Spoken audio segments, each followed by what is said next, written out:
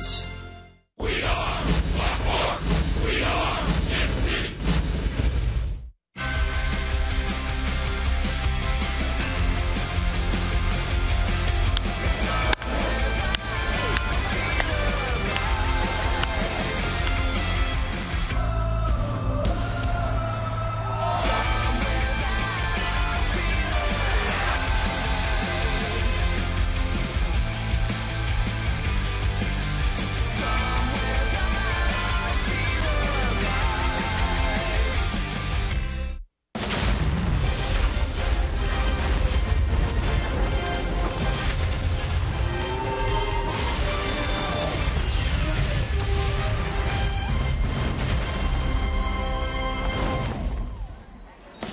Academy Sports and Outdoors presents Royals baseball. Today from Kauffman Stadium, it's a doubleheader in Game 1. It's the Rays and the Kansas City Royals. Hi, everybody. Steve Physiak, Rex Hudler with you. And the Royals were rained out last night, but it did not dampen Kansas City's enthusiasm and pride of getting 6 players named to the All-Star game. That's all? Just 6? Maybe Moose. Couldn't we get a few more in there? A well-deserved voting this year, fans. You did a great job. Happy to see these players that deserve to go get voted in. And our Honda most trusted players are the 4 starters, starting with Salvador Perez at catcher, Alcides Escobar at shortstop.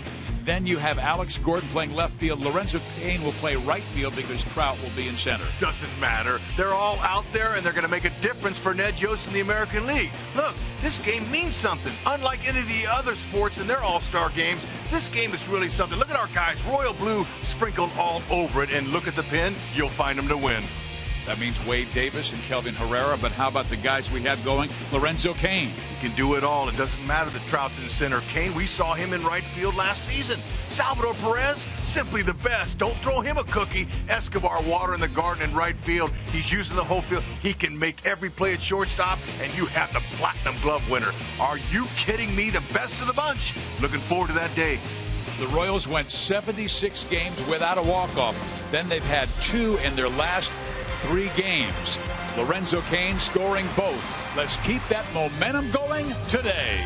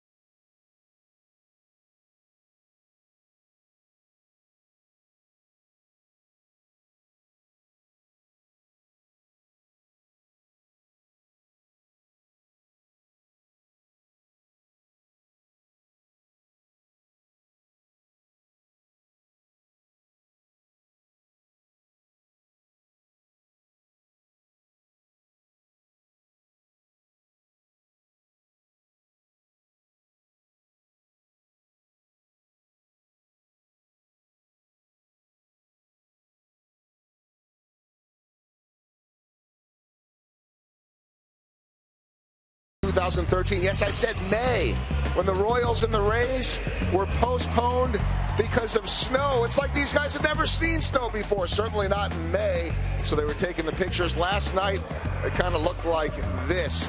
Heavy, heavy rains. The picture's awfully scary. People evacuated down to the tunnels in between the stadiums with tornado warnings in the area. But before that happened, the All-Star Salvador Perez took to Instagram. Oh, boy. You gonna play tonight? Rocco. Wow. Mucho rain. No cane, rain. As only Salvador Perez can do today. No rain, no cane. He's banged up. But mucho baseball. Joel Goldberg, Royals Hall of Famer, Jeff Montgomery. And we just heard the guys talking about the All-Stars. 4 starters. Add in yesterday Kelvin Herrera and Wade Davis. How cool is this? Really happy for those 2 first-timers. 2 guys very deserving All-Stars. And sometimes as a middle reliever, it takes a little bit extra to get in there. But those guys have done a great job. Well, I think everybody expected Wade. Kelvin maybe a little bit more of a surprise. And you remember what that was like, right? I do. Your first All-Star selection, just one of those most memorable things of your career. And again, these guys are very deserving. They're going to represent the Royals and the American League very well. Oh, it is the first of 2, and for Chris Young, the big 6'10" righty, pretty simple. Go out there, pitch very well, hand it off to HDH, and get the win. First pitch is coming up next.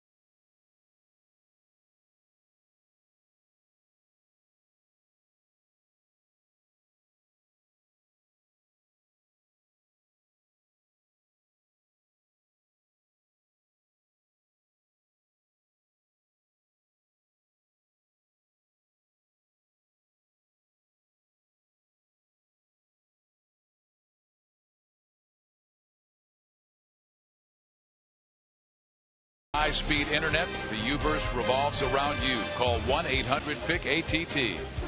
By your local Kansas City Chevy dealers. Come visit for great prices on all new 2015 Chevy vehicles.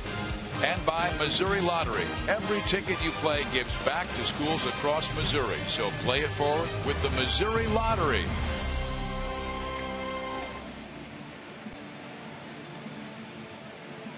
The Royals welcome in Kevin Cash in his first year as Tampa Bay manager.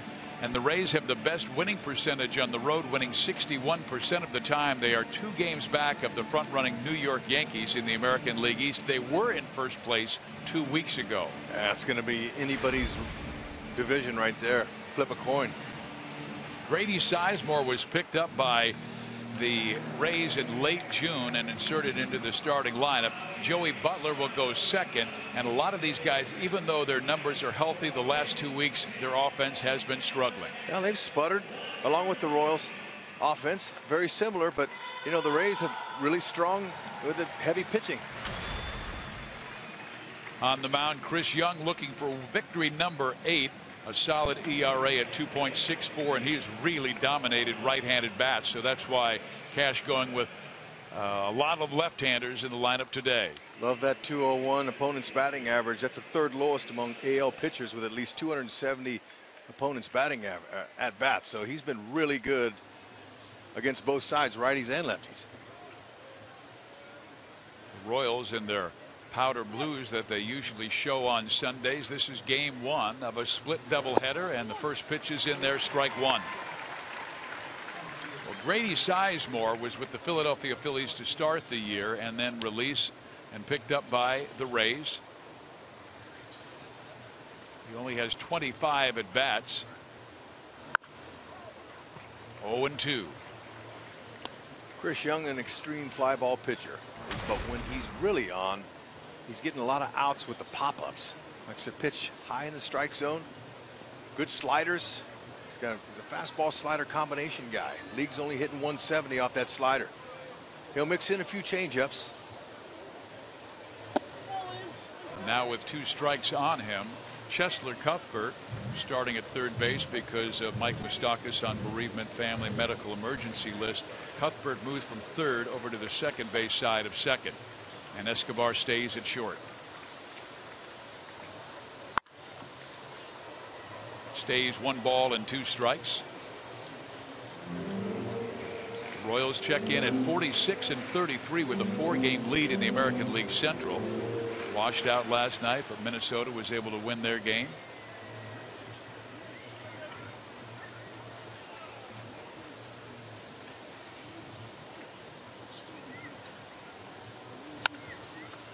Lifted foul, back and out of play.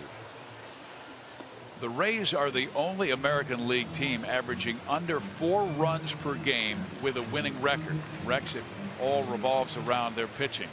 Their starting pitching is outstanding.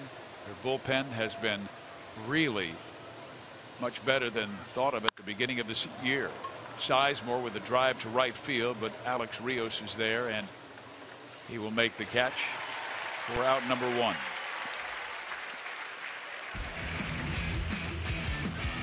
Defensively, defense sponsored by Ford. Cheslor Cuthbert making his major league debut at third base, and he'll most likely, he can get through this one, play the second one. He'll be in there while Moose is gone. Very good fielder.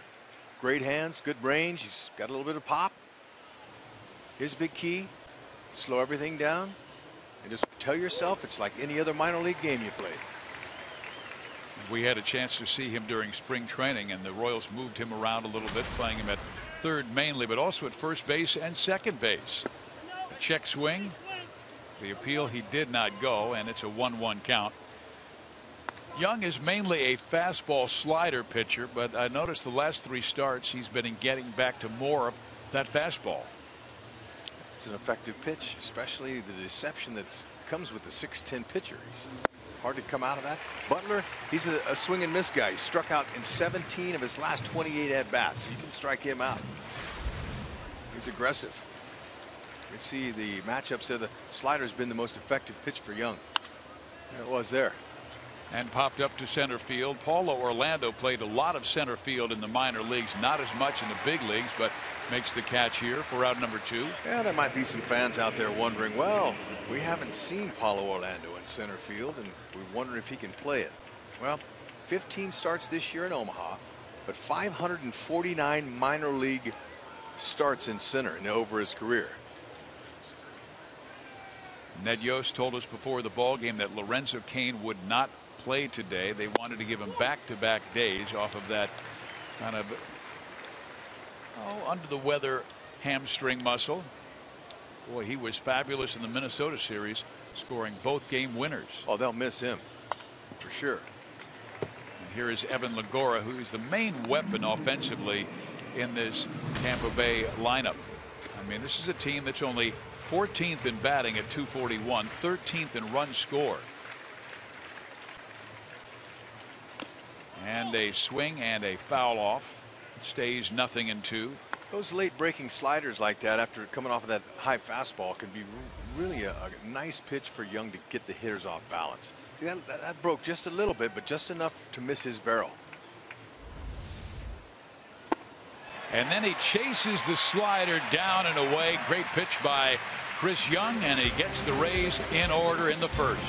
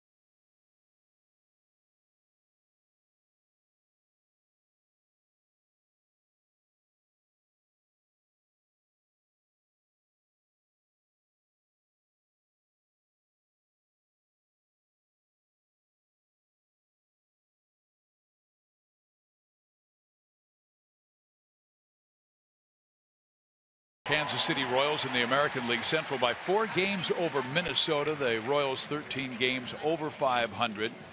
And as we check out the lineup, a little different with this being game 1 of today's split doubleheader. Doubleheaders are very rare in today's game, but when you're in them, you're going to get a chance to play. Most every bench player will get an opportunity out there. Ned resting a few of his guys, and he'll have to the rest of the week leading up to the break, since a lot of his core players are going to be in that game. No mental or physical break for those guys. And here is Matt Moore. This was his first start, and first since April 7th, 2014, when he blew out his elbow and needed Tommy John surgery. So Matt Moore, who is an exceptional left-hander when he is healthy and consistent.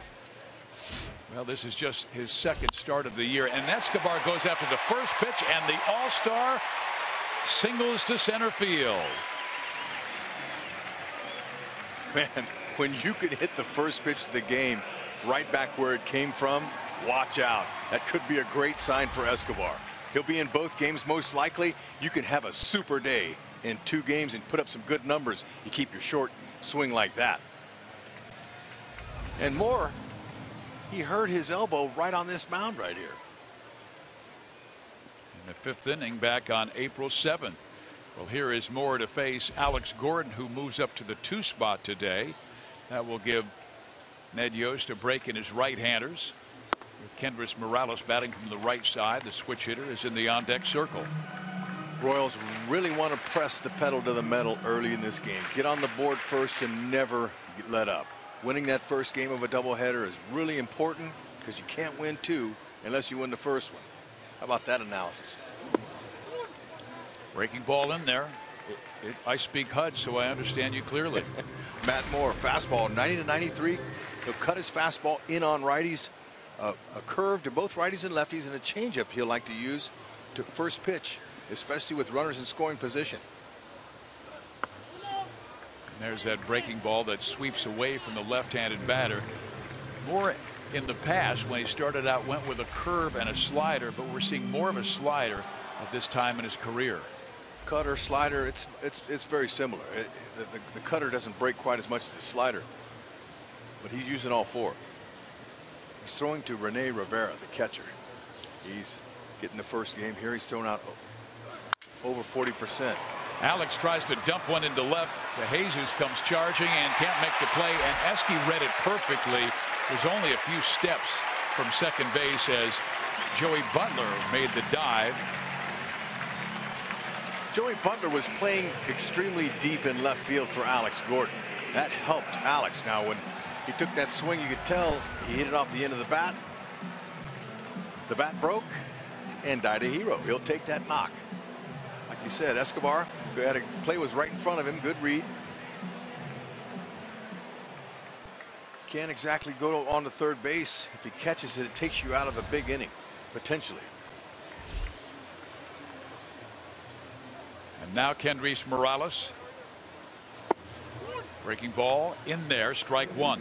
So Butler in left field tonight.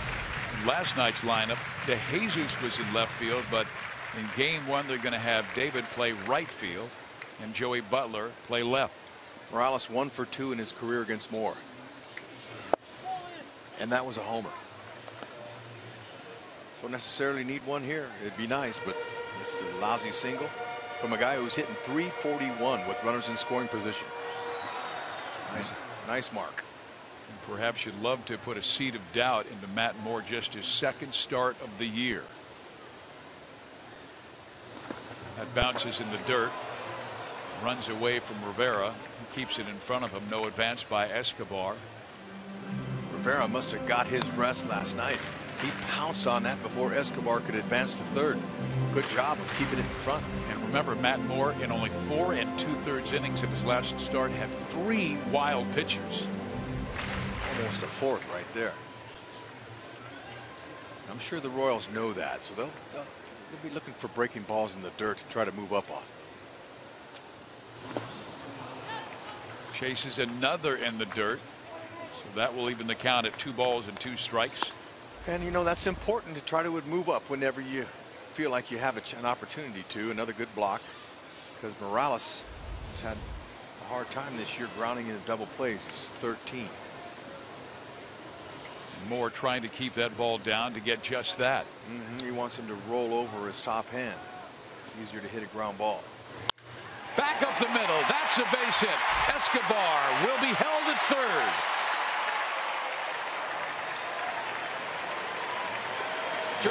Jersley's playing a little bit cautious there for sure. Now, he could have scored Escobar, but in the first inning with nobody out, he didn't want to take a chance at all.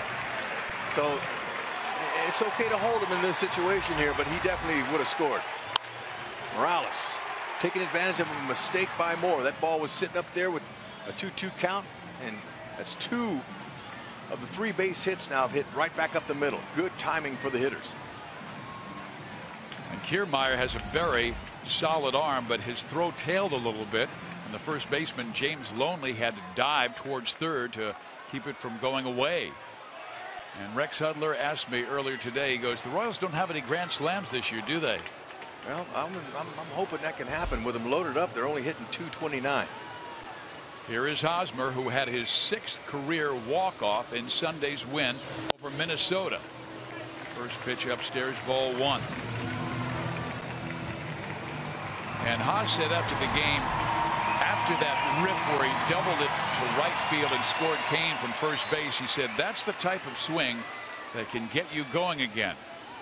Royals fans certainly hope so. Another high breaking ball, 2-0.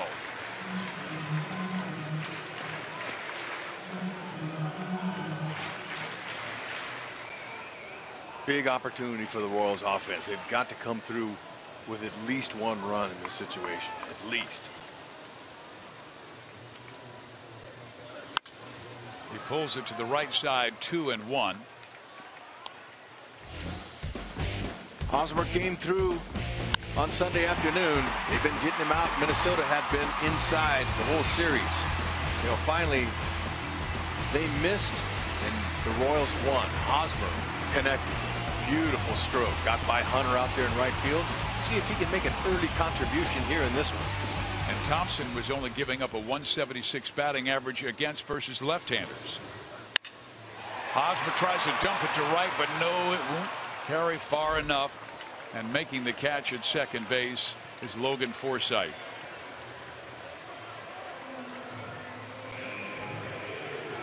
How about the Rays defense? They're pretty good, especially with this guy Kiermaier in center field. He's saved 19 defensive runs this year, and that's best in Major League Baseball. Also has a good arm, and I'm sure Jershely kept that in mind with the 7 outfield assists that he has from center. He's played some right. He's a go-get-him type center fielder. Likes to lay out, get dirty, get some grass stains on you. Now Alex Rios hitting .219, 2 for 11 in the Minnesota series. Strike one. Alex's first ever career home run was against the Rays. DeJuan Brazelton way back in 2004. Bases are full of Royals. Ground ball to third. They touch third, go to first. Great scoop by the first baseman Loney. It's an inning-ending double play, and that hurts. What a play by third baseman Longoria, taking what they're going to give him. Look at that off-balance throw. Nice scoop, Loney. He's for the glove. The goal.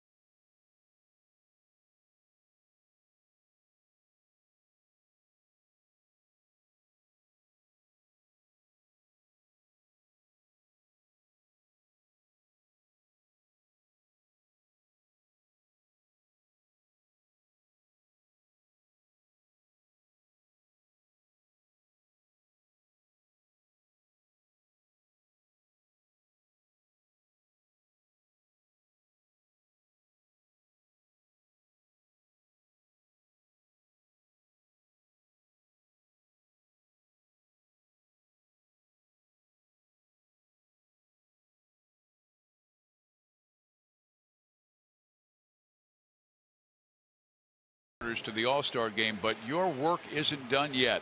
Third baseman Mike Moustakas is a final vote candidate in the American League, and he needs your support. Voting is now live and ends at 3 o'clock this Friday, so go to Royals.com/vote or text A5 to the number 89269. Let's make a statement with 7 Royals in the All-Star game. How about voting Moose? That's right, folks. He's well deserving. That ball struck well. Rios is back at the wall, and it will leave the yard. A home run by James Loney, his 3rd of the year. There you go. You don't take advantage of a bases loaded, no out opportunity, you can't score, and wouldn't you know, the momentum shifts right over to the Rays dugout. First pitch, wind blowing out to right field today.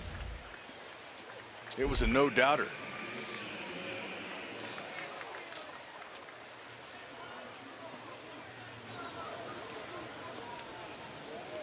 Fourth home run Chris Young's given up to a left-handed batter this season. Now the batter Logan Forsythe, he's been going through a slide of late. Just 2 hits in his last 25 at bats. He's seen his batting average drop to .281.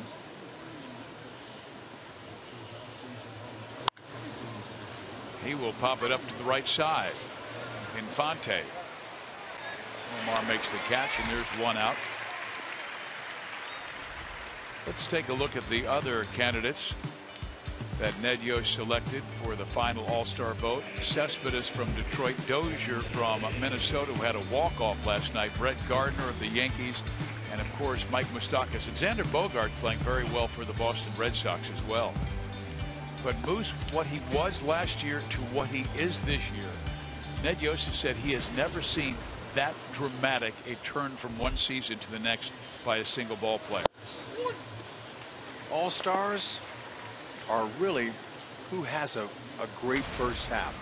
Typically that's who gets in. Moose has had a great first half, so hopefully he can continue that for the Royals, but also we can just get him in another royal blue uniform.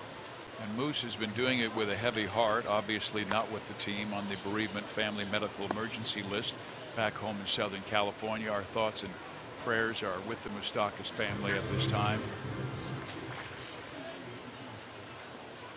David DeJesus came up with the Royals, a 4th round pick in the year 2000, had some good seasons as the Royals center fielder.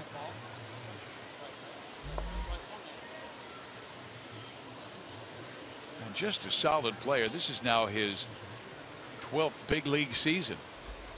You get that much time in, you're doing something right. Takes care of himself, plays hard. Young misses away 1-2.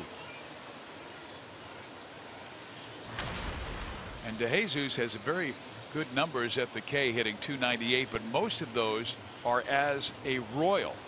He's only 4 for 32 in his career against Kansas City, make it 4 for 33 as Young strikes him out.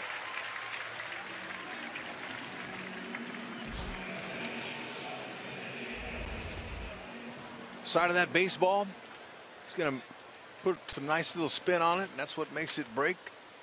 For those first-time viewers maybe tuning in today, it's all about the seams on the baseball that makes that ball do different things, depending on how the finger pressure from the pitcher, what you apply on the ball. These guys have been doing it for years.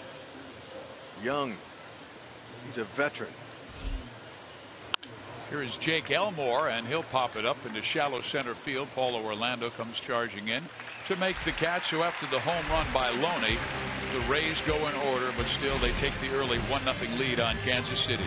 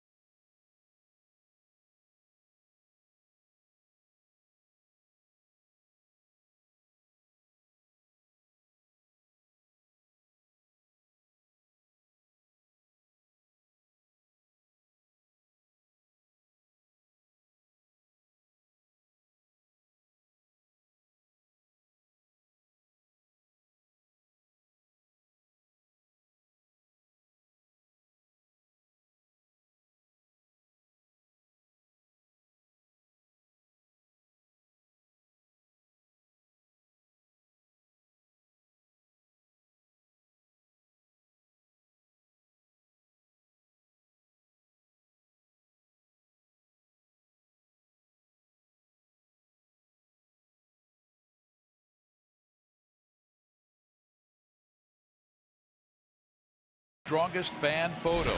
Use hashtag KCDataStrongFan and you just might see yourself in an upcoming broadcast. Brought to you by T-Mobile. Well, the Royals certainly very popular in the Midwest. They've been averaging 33,500 fans per game. They will easily break their all-time franchise record. I'm going to say they're popular from coast to coast. All those votes those fans put in, it's not just the Midwest. And here is Omar Infante to lead things off.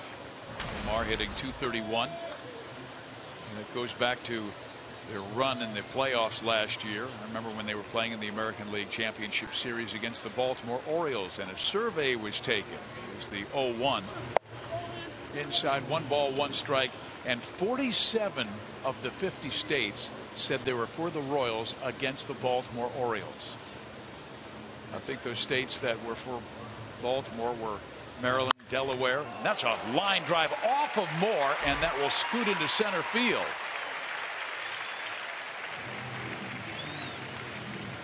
Royals hitters, at least 3 out of the 4 hits. They are all on the mark, right back up the middle. Of course, you want to keep it away from the pitcher, because sometimes if he deflects it, just like he did here, it deflects it to an out. But for the most part, that's the biggest hole on the diamond.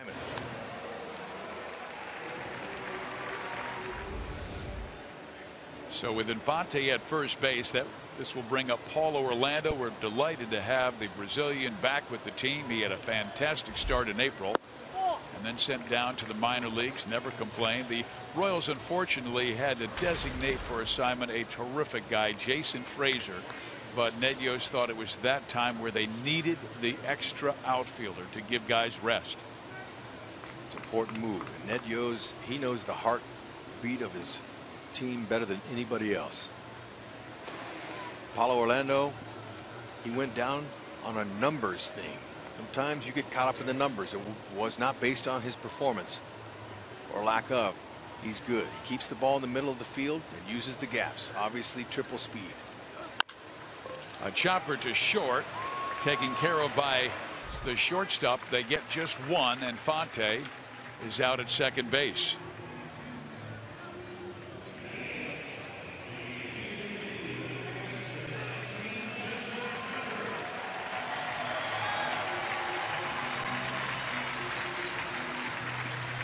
So now we will see the major league debut of one Cheslor Cuthbert.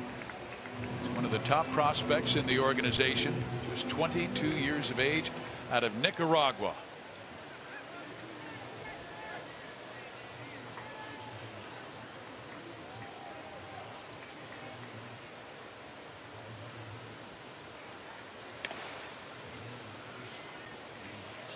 Okay, Rex, you've got to tell fans what he's feeling. You've been there before when you came up with the New York Yankees and being in that batter's box for the first time. Well, it's much better than a pinch hit opportunity. He's been in there and played defense already. First swing, first pitch, that's good. Get it out of your system and get in the game. Want to try to do too much. He's fighting the nerves. There's no question about it. But I remember telling myself, this is just another game. It's baseball. It's the same game you played in the minors. It's just a little bit different atmosphere. The lights can be pretty bright. He can just ask Dusty Coleman about how bright the lights are when you get out there for the first time. Pretty special. He started him off speed for strike one, then came down and in with a fastball, and it's a 1-1 count.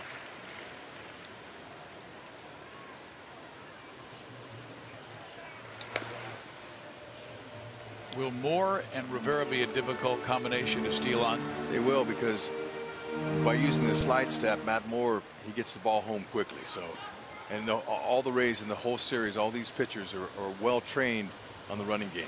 And most teams this year facing the Royals know that that's a part of their game that needs to be stopped and controlled if you can.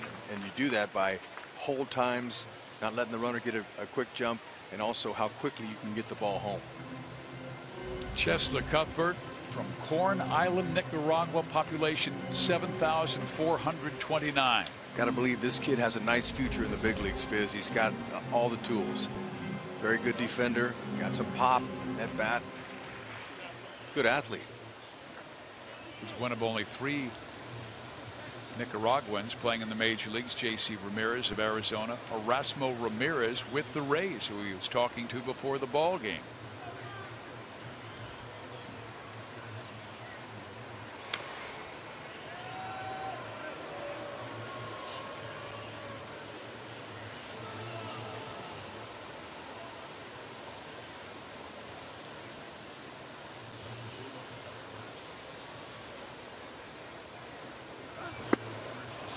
Again, he goes off speed and gets a swing and miss, and that is his first big league at bat. A strikeout by Matt Moore.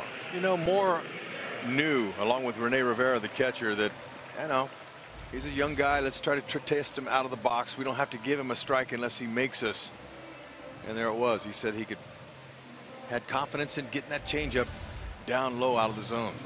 Expanded.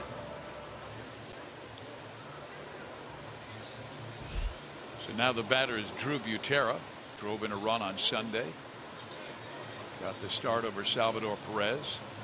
Salvi with back-to-back days off, including the rain out, and he'll likely go game 2 tonight.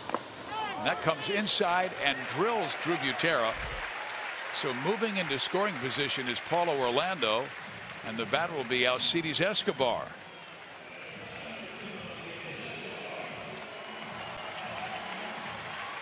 It's going to take Moore a little bit of time, kind of get his rhythm with his pitches, get his location down. See, it just grazed him in the hip there. Coming in just 4 2/3 innings so far this year. Matt Moore was at one time one of the top left-handed pitchers in the game. That season he had in 2013 before injuring his left arm, won 17 games and is one of the front runners in the Cy Young Award that year. An all-star in just his second big league season, and now they want to talk. Escobar went up to the very first pitch. What's Escobar's thought, and what might that conversation be between Moore and Rivera? 90% of the time, the hitter will not swing at the first pitch in his next at bat. But when you're hitting 357 with runners in a scoring position like Escobar is, I'm sure they talked about that. And what are we going to give him first pitch? That 357 is 9th best in the American League. Yeah, not going to get a fastball. Most of the time when you single or even get a bigger hit off the first pitch in your previous at bat, so not surprised. Watching our pregame show with Joel and Monty, they were interviewing Esky, and Esky said, I think about the All-Star game every single day. And now it's a 2-0 count, and finally rewarded after success with Kansas City for a number of years and always being recognized as one of the top defensive shortstops, and now he's recognized as one of the top overall shortstops. A lot of lanes over there on that right side. He, you know, it's a prideful thing. There's no question to be able to be chosen. But I think Escobar, when talking about the All-Star game, yeah, he thinks about that, but he's in now. But he thinks about winning each day for his team. This guy loves to play. Does not like to come out of the lineup at all. He's a gamer. He loves leading off, and he's the right man in the right spot right here. Just low, and Escobar does work the walk. Only the 13th he's enjoyed this year, and now the most patient hitter on the team will step to the plate, and that is Alex Gordon. He with 38 walks. Consecutive innings. That pitch was a good spot, good location down low, but he didn't get it. Second consecutive inning with them loaded up. Now the last inning they had nobody out. They had plenty of chances. This time it's one and get her done. Well, this certainly is an all-star moment. Alex went last year, going again this year. Foul back. He was on that pitch.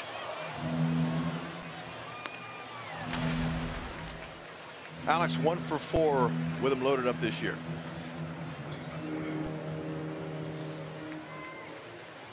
Being aggressive on the first pitch is good because most pitchers try to get ahead of you with him loaded. Moore worked Alex with a lot of breaking balls last time up. Strike 2.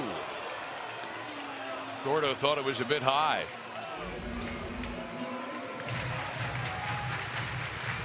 Top of the strike zone. Moore may go back there. Rene Rivera called timeout there because his second baseman or shortstop was shifting, running while he was getting ready to take a windup.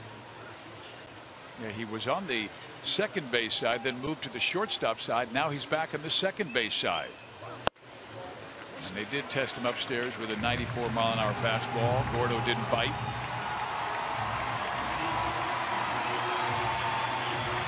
Two outs, runners in scoring position. Kansas City #1 at 288. They did not come through in the bottom of the first, try to come through in the bottom of the second. Great block by Rivera. Boy, has he done a number in the first 2 innings alone. Talked earlier about him getting his rest last night. I'm sure he was all rested up and ready to go, because facing or catching a pitcher like Moore that has some good movement on his pitches and likes to pitch down, he knew he'd have to pull that blocking skill out.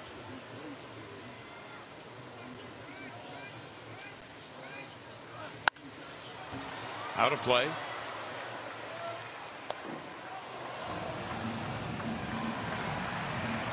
How about Gordon with 2 outs, runners in scoring position, hitting .313. 14 of his 33 have come with 2 out. 3 infielders on the right side, 1 on the left. Try his breaking ball away. Little cutter, slider. See if we can get Alex. Ooh, and he came in and hit Alex on the right wrist. This will tie the game, but right now we're only concerned with Alex's health.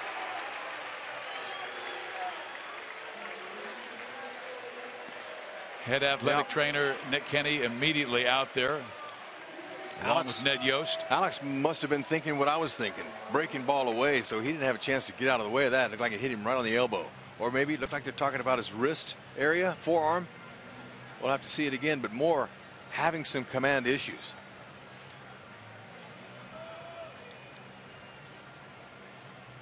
We saw last week an outstanding young outfielder, George Springer, take one inside and break his wrist. Gone for at least 6 weeks with the Houston Astros. Gordon's so tough. More disturbing closer to the hands. Yeah. Elbow, you know what? Most of the time, if it doesn't hit that bursa sac there and swell up, you're better off getting hit in the elbow than you're on the wrist. Let's see exactly where it hit him here. Ooh, hard to tell. Ball's going so fast, but glad to see him still in the game. That's the 12th time that Alex has been hit this year. That hit him right, looked like on the back of the wrist. Oh, not good. Alex still talking with Rusty Kuntz at first base, and you can see him gripping and re-gripping his hand.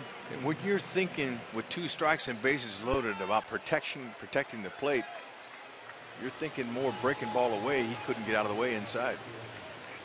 Moore has already thrown 36 pitches to get just 5 outs.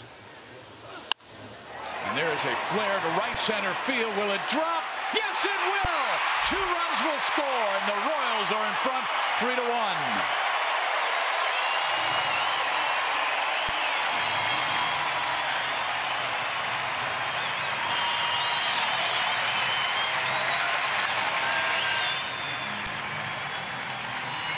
Big, strong hitter like Morales gets up there and makes a swing on a ball. The outfielder's first impression is it's going to be deep.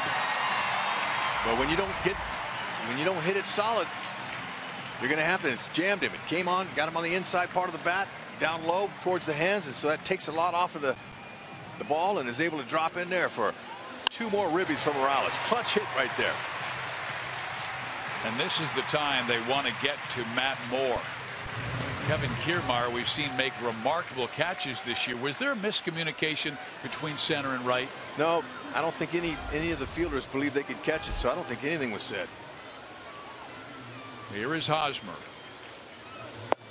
We've seen Kiermaier on so many highlight reels this year, making absolutely dazzling catches, diving in the alleys, also leaping at the walls, but no dive on this one. No, but his teammates, they know him well. So they're able to get out of the way whenever he gets near it.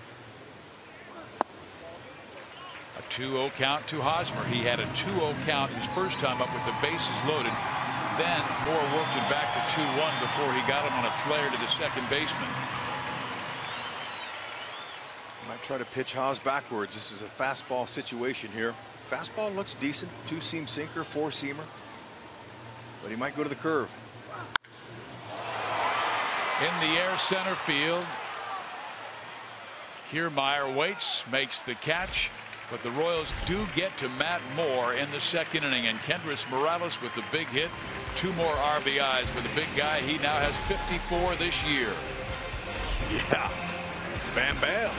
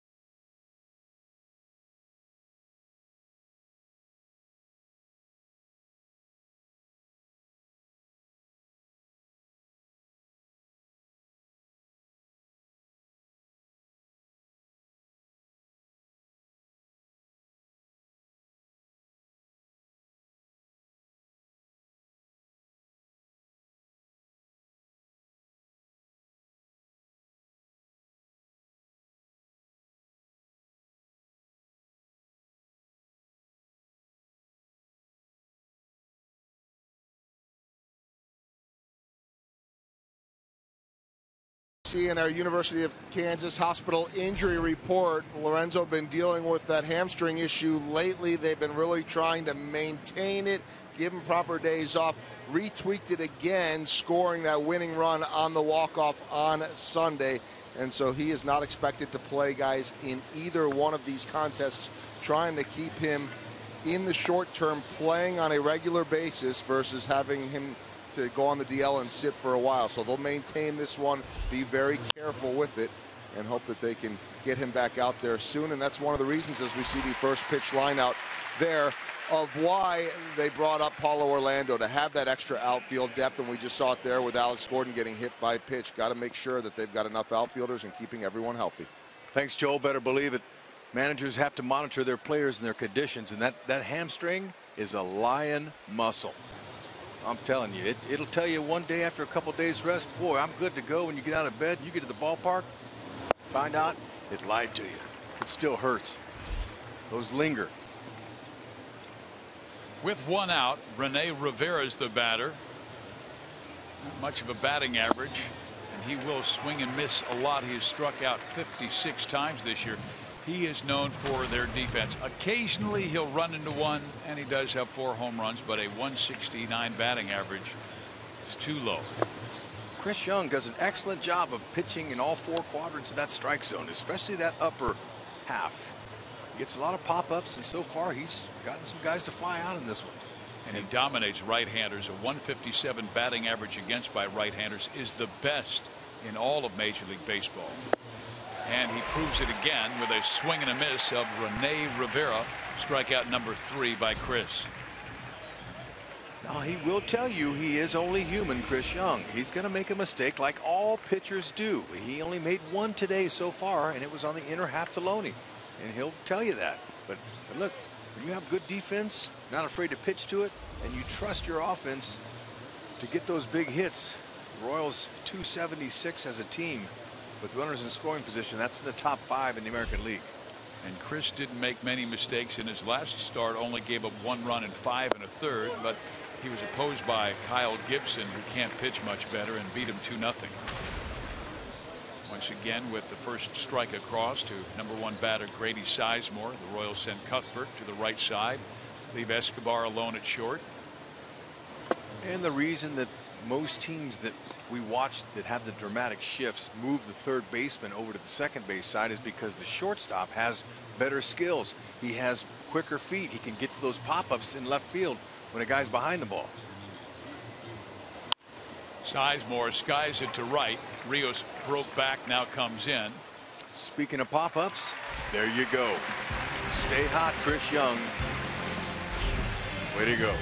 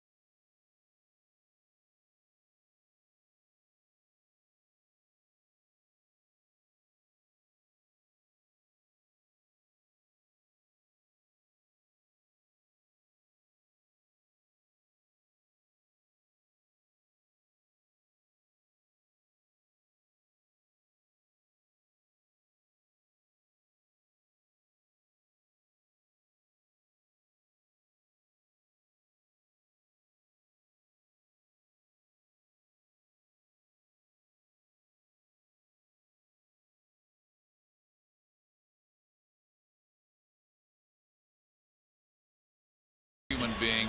Mike walked into Morning Glory Ministries a year ago and asked to do some volunteer work as a guest of the center that provides basic needs to struggling individuals. Mike began doing laundry every day for others who needed help. Just this summer, Morning Glory Ministries offered him a job as a week food manager for the facility, but continues to volunteer each day. Mike is here today with his dad and dear friends he's made at the ministry. What a great guy. It's a heart. It's the heart that matters. When you care for others, the love comes back to you.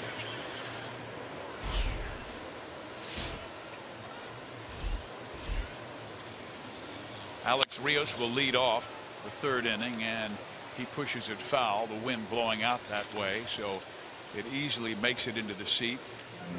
We have a major thunderstorm last night, tornado warnings in the area, and today it is absolutely a glorious afternoon. Very comfortable, mid-70s, wind blowing out left to right. Moore has Rios down 0-2.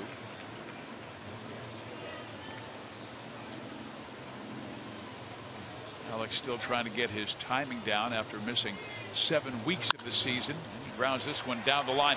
Dropped by Longoria. Still has time. And Loney can't make the play. And there goes Rios to second base. Very alert.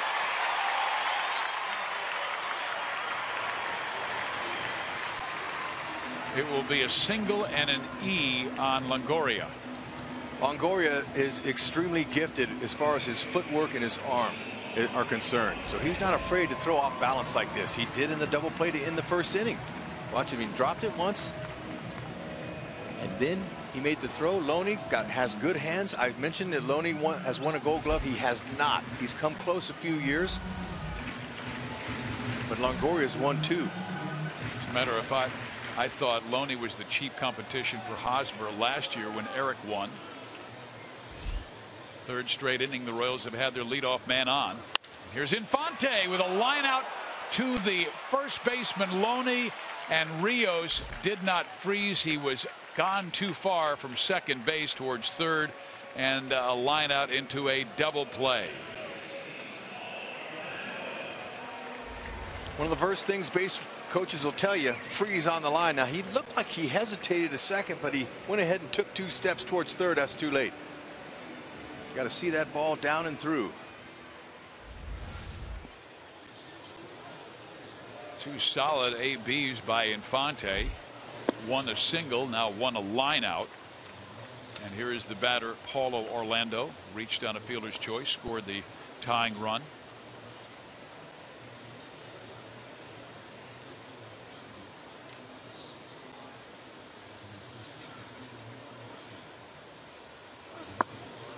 Almost got him in the back foot.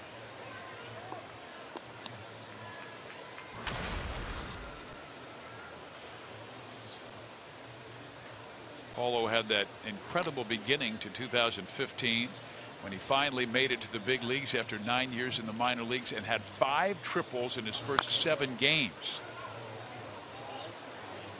And when he thinks right center, boy, if that ball gets in the gap right center, it is a triple. He has such great speed. He was a track star, junior Olympian in Brazil growing up. And he smacks that one into left field.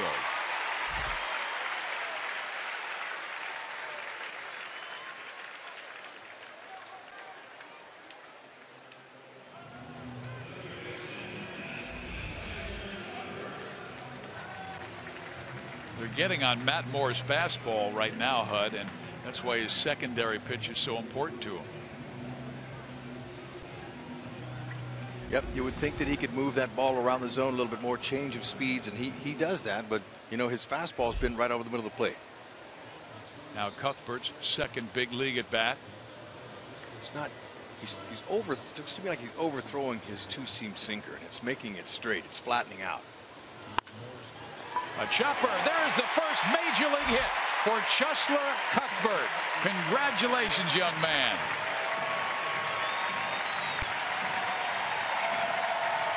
Hope you get 2,999 more. Baby. Fans here at the K, they can appreciate this young man. Salvi says, please let us have the souvenir. He'll want that for his trophy case for the rest of his life. Way to go. We had a chance to visit with him yesterday, Hud, you and I, and what a delightful young man. He was telling us about Nicaragua at one time being a soccer-hungry state or country, and now it is really infatuated with baseball, and his dad bought in early. His father, Luis, said, no, you will not play soccer, you'll play baseball. And he became a real star in Nicaragua, and the Royals offered him a contract years ago, the top player coming out of that country, 2009. In the dirt to Drew Butera, who was hit by a pitch and scored the Royals' second run. Pitch that was on the inner half of the plate and down low. Never forget it. Good short swing, found the hole. Change up first pitch to Butera, and then the fastball. He likes to use that changeup to righties with runners in scoring position for the first pitch, and it sets up his other pitches.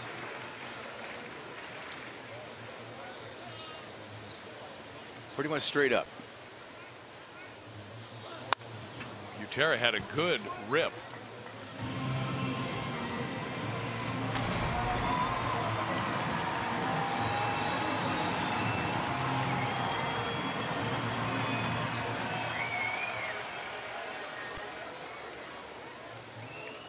Single, an error, a line out into a double play, then back-to-back hits by Orlando and Cuthbert. Drew got another on the hands, a fastball. And you're right, Rex. I always remember that two-seamer with a lot of movement thrown by Matt Moore, but as you said, it looks more straight, almost like it's a four-seamer.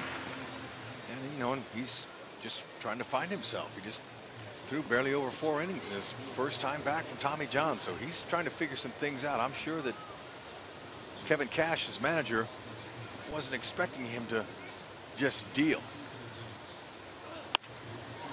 Drew with a couple of hoppers to the second baseman, Jake Elmore. They get the force out at second base, but history made. Chesler Cuthbert, first big league knock. Way to go.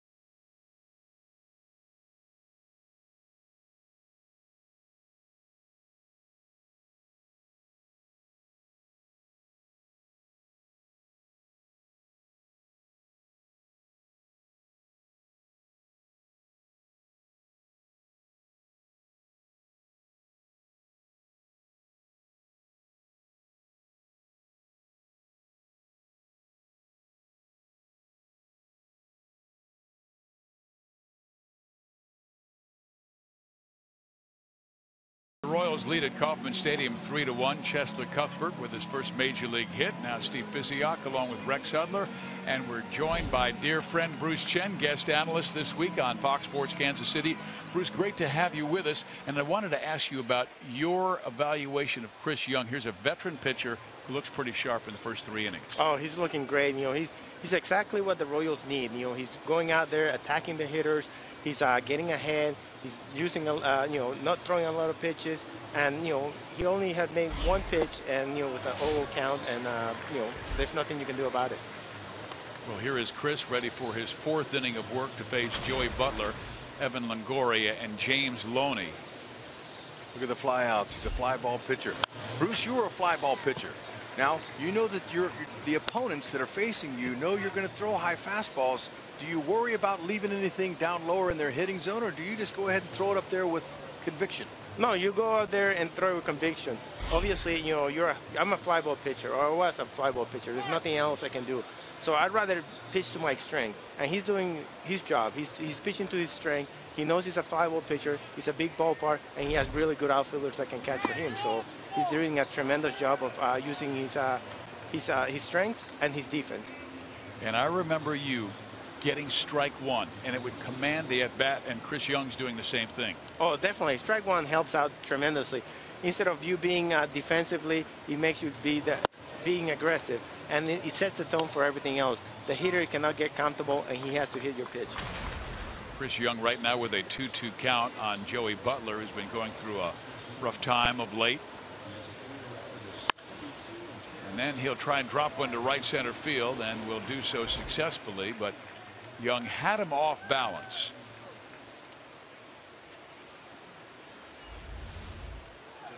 Sometimes get a pitch like that, he just shortened it up. Obviously was not trying to tear the cover off the ball there, so he just feathered it out to right. Nice job of hitting. And now we go to Evan Longoria, who struck out swinging. Young has dominated the right-handers in the past this year, coming in just batting 157. Bruce, you were a left-handed pitcher, so you were facing the runner when you were holding guys on. For Chris Young, over 70% of base stealers in his career have been successful. He's not going to worry too much about the runners. Did you worry about runners, or did you know that hitter could hurt you? Well, yeah, I pay attention to the runners. You want to make sure that they're close to the base. You want to avoid for them to be in scoring position. I think Chris Young, he's being 6'10". For him to have a quick move or being quick to the plate is going to be a little bit harder than everybody. He cannot worry about that. He sticks to his game plan and know that to attack the hitter. Longoria does not chase the slider down and away, and Longo has the count his way, 2 balls and 1 strike. Where did you learn your move? Well, I had a lot of guys teaching me. Gary Petty taught me being quick. But wow, ball got away from Haas. Haas have a hole in his glove? Must be. His equipment let him down. Yeah, he's going right to the dugout because that ball got right through. Yeah, because Haas, he's saying he thought he had it. He was reaching to throw the ball back to Young and went right through the laces. Yeah, never seen that happen before. Bummer. That's when your glove fails you. The glove should get the error, not the athlete. Yeah, true. It's a lot of times infielders talk to their gloves. Have a little chat, but you do have to kind of check those strings periodically just to make sure that doesn't happen.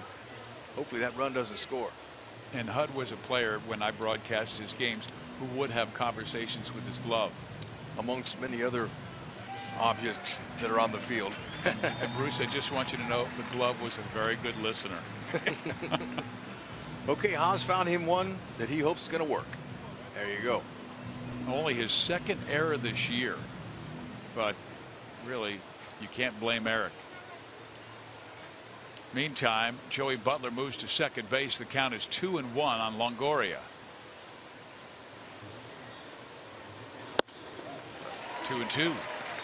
So when that happens, that glove goes in that dugout, and usually it's the athletic trainers that have the most glove doctor skills. They'll go ahead and put that together. Nick Kinney or Kyle Turner will get that, and they'll work their magic, and as good as they are, they'll have Haas's glove ready probably next inning. That's true. Longoria to left field. Gordon's going back, and it is a tie game.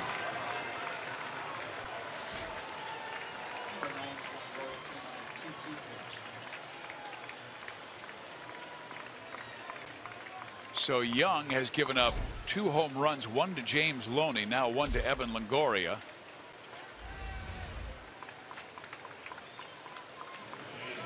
It's a 2-2 pitch, and it actually is not a bad pitch. You know, he's dominating the right-handed hitters and with his slider, and you know, just Longoria is able to hit that out of the park. Not a bad pitch.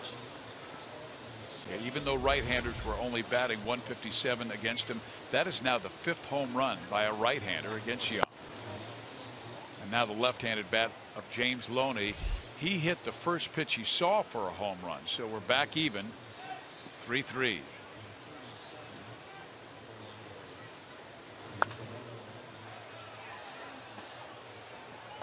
Let's go back. Yeah, go back to the second inning in Loney's pitch that he hit. Well, it's an 0-0 pitch. You know, he's trying to get ahead, and Loney just get extended and hits it out of the ballpark. You know, there's nothing you can do about it. That's what happens when you try to be aggressive and get ahead in the count. So now Loney behind the count, 1-2. And Young, who mainly goes fastball, slider, occasional change, but he told me there are occasions where he'll drop his arm angle to get a different spin on the slider. Yeah, that's what veteran pitchers do. You know, when you are out there, you have to make different pitches, different angles, different spins, and you learn that by experience. You know, when you go out there, sometimes you're throwing over your top, over the top, and your slider is working really good. Then you notice that if you tweak it a little bit, you get a different spin, and that's why he has been so successful. He is able to adjust, make some adjustments, make some tweaks and changes, and that's why he has been able to play such a long career. Well, that ball is belted high in the air and down the line. Rios will make the catch for out number 2. And Bruce, would you drop your arm angle more against left-handed batters? Yes, I would. You know, I want to make sure that they were not comfortable. Whenever I drop my arm on the same arm side as, you know, when I'm facing a left-hander, they would feel like the pitch was coming from behind them. So I wanted to make sure that they felt a little more uncomfortable, and changing arm angles definitely did the trick for me. The Loney fly out, the first out of the inning. Here's Logan Forsythe.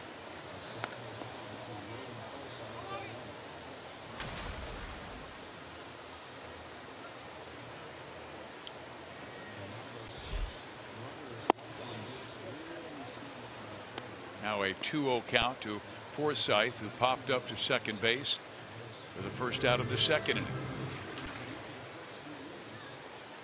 Rays scored 1 in the second, Royals 3 in the second, and 2 now because of the Longoria home run in the 4th.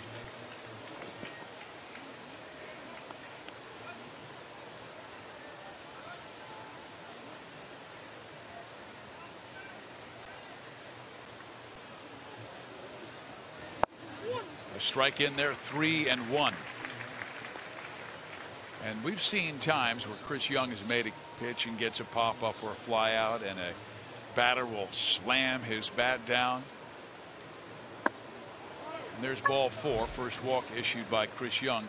And quite frankly, that was the case with you, Bruce. I would actually write down in my scorebook how many times an opposing hitter would slam his bat down after being befuddled by something that you did, and here you are in action. Break down yourself, Bruce. Come on. Well, I was dropped down a little bit to the lefty, make sure that I was, you know, giving him a different look. Here's a curveball where I froze him, and you know, after probably throwing him a little high fastball, that's what I like to do. Sometimes I pitch up in the zone and then drop that hammer in. So a hitter sees that eye level with that fastball coming up out of that release point, and you drop down. That's a base hit down the line by DeJesus. Racing for third is Forsythe, and they will hold him there. It's a double for David. So So all of a sudden they're getting to Chris Young, who pitched very well first 3 innings, but a single, a home run, a long fly out, a walk, and now a double. And Chris wants to visit with Drew Butera as they face Jake Elmore. Well, he's starting to leave some pitches up. He struck him out before with a slider, and he tried to go back in. The slider, when he struck him out, was a little bit lower, and Hosmer tried to do the best he could to knock that ball down to prevent the guys from going second and third. Elmore doesn't strike out much, and Chris would like to get one here. Or a pop up. He gets first pitch slider over for strike 1. And Elmore has been in a slump. 0 for 15 and 1 for his last 28. Young wants to keep him quiet.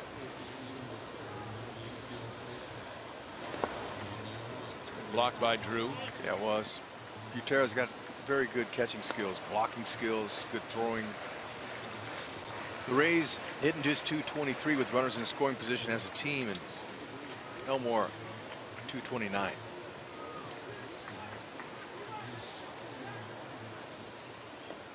If you're a hitter here, you want to keep it away from the corners, stay up the middle.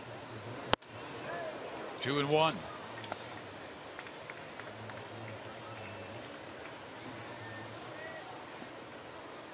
His pitch efficiency much better first 3 innings, but he's had a lot of hitters counts here in the 4th.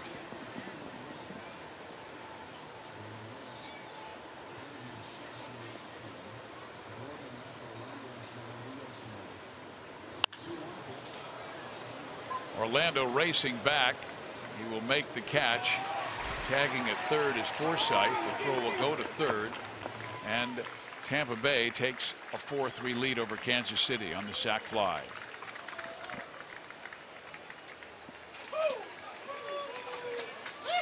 That's exactly what Elmore wanted to do. Keep the ball in the big part of the ball field, aim that direction, just do anything to get that run home. Whether it's a base hit or a sac fly center field, he did his job.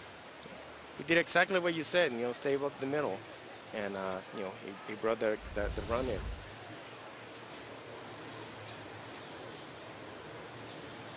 This is game 1 of a split doubleheader. Kevin Kiermaier, the batter, flied out to right field. His first time up. A butt try, and Hosmer wants it. And Hosmer takes it. That will do it. But a big 3-run inning for Tampa Bay. The top of the order is coming up for Kansas City when we come back.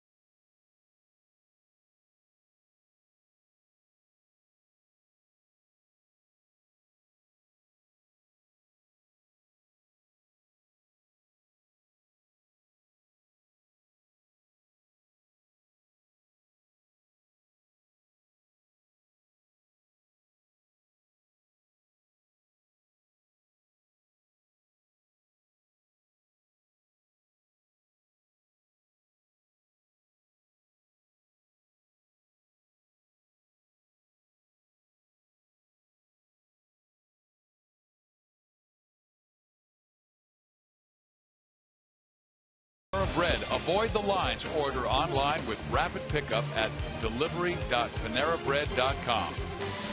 by Menards. Save big money at Menards on all your home improvement needs. Okay. Steve Physiak, Rex Hudler, Joel Goldberg, Jeff Montgomery, and guest analyst Bruce Chen. Delighted to have him back here. The Rays with a 4-3 lead over Kansas City, and Alcides Escobar will lead things off. He's been on twice with a single and a walk. Scored his last time up, part of that 3-run second. Matt Moore throwing a lot of pitches in the first 3. And he delivers strike 1 to Escobar. Matt Moore's got to be pumped that his offense would pick him up like that and give him a lead here. That gives him a little bit of incentive. Bruce, when you get the lead and you walk back out there again, it's a new game, isn't it? Oh, definitely. You know, it's like your offense is, giving you a new air, fresh new air. And, you want to preserve it. But I think the Royals have been doing a really good job of, hitting him around. And, he has a lot of pitches. So let's see. It's going to be interesting what happens later on in the game. Yeah, he's already thrown 58 pitches and looking to get his first out of the 4th, and only his second start since coming back from Tommy John surgery. You wonder how long a leash Kevin Cash would have on him.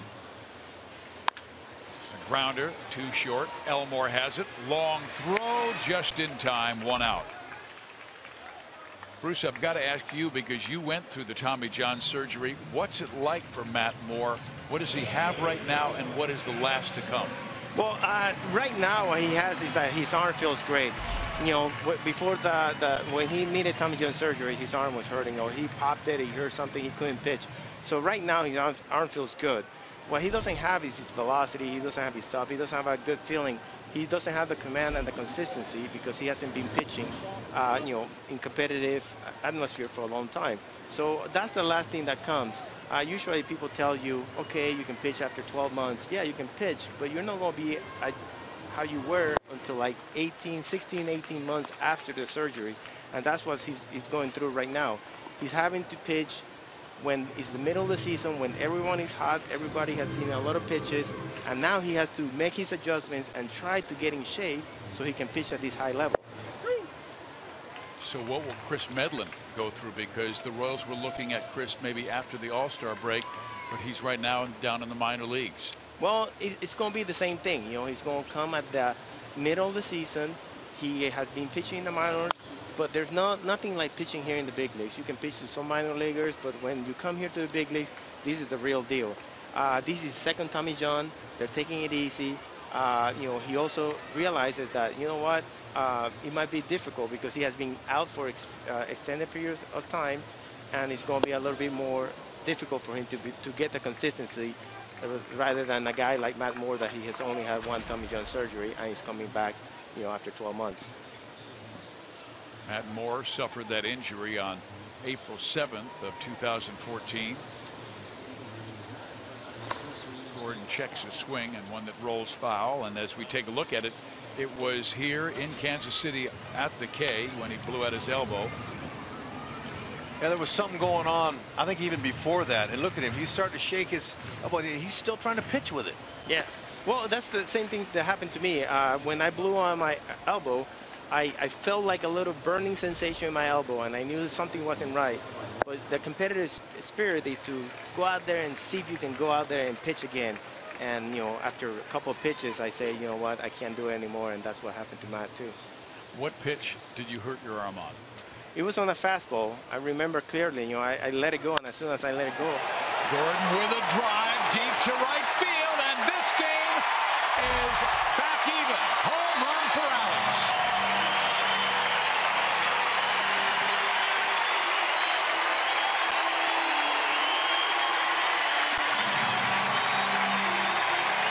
Gotta believe Alex Gordon's wrist feels just fine as he took that ball into the hydration station with authority. Alex Gordon tying it up with his 11th home run in a beautiful stroke. Didn't try to do too much.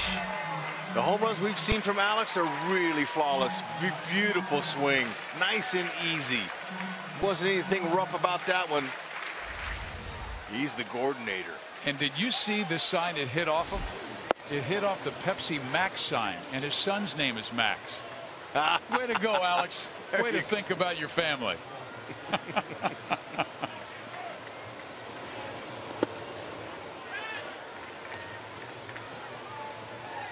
Now Kendrys Morales for Gordon, home run number 11 and RBI number 35 as he was hit by a pitch with the bases loaded earlier.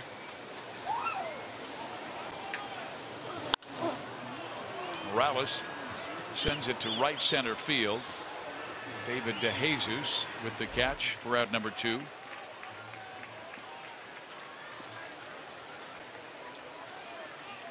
You never know what you're going to see when Alex rounds third on a home run between him and his good buddy Mike Jershely. Let's check out this one. Jersh's ready. Gordon goes to the other hand this time, and that's because he got hit in the right hand. He's protecting his wrist. He's protecting it. Good job, Alex. Yeah, you remember he had that wrist surgery in the offseason, and we saw him get on a plane once earlier this year. He had his hand in a FedEx box taped so he wouldn't bump it on one of the chairs or have somebody high-five him after a good game he had. Here's a grounder up the middle, fielded by the shortstop Elmore. Hosmer is out, so too are the Royals, but Gordon goes deep, and we are tied at 4 with the Rays. Thanks, Bruce.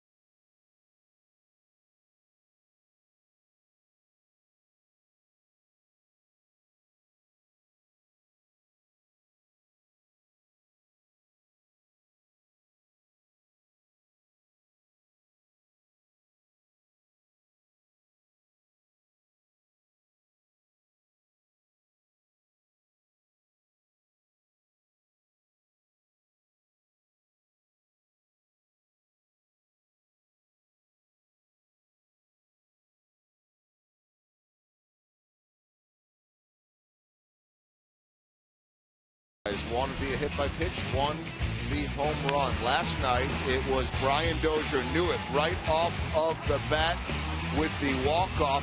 His first career walk-off home run. He gives the Twins a 4-2 win. He is part of that voting for that final All-Star spot. So again, we remind you to text in 89269. Text A5 to 89269. For a vote, not for Dozier, but for Moose. I know Monty and Bruce Chen and I all did that live on the Hy-Vee Royals Live pregame show today. So there you go. Voting ends Friday at 3 Central. You can go to Royals.com/vote, but the texting, very easy way to do it. 89269, text A5. We all just did that. It was that easy, right? While we were live on the broadcast, guys. By the way, I liked what Bruce said in the pregame show. Very familiar with Chris Young, a veteran that doesn't throw hard, finds a way to get things out. He said really the only difference between the two of them is that Chris is a lot taller, but Bruce said, I'm better looking. That's perfect from Bruce Chen. And Bruce chews gum, and Chris Young doesn't. I don't know what to say, Hud. You don't have to say anything. That's just a fact. 1 out, nobody on. We're in the 5th inning, 4-4 score. Royals 4 runs, 9 hits. Rays 4 runs, 4 hits. A little bit low. Fizz, just like I told you, the glove doctor in that Royals dugout took care of Haas's glove. It's fixed. Just like that. That's how great those guys are. And you know, you're in the minor leagues. Okay, there's not as many personnel there. You don't have as many extra coaches or personnel. So what do when some players don't even have a backup glove in the minors? And you break a string, you throw it in there, and that guy, he weaves it up. That usually the trainer, he does everything. Those guys are so valuable. Yeah. There is a strike as Sizemore was ready to throw the bat away, but the count is full 3-2. Young falling behind hitters the last 2 innings.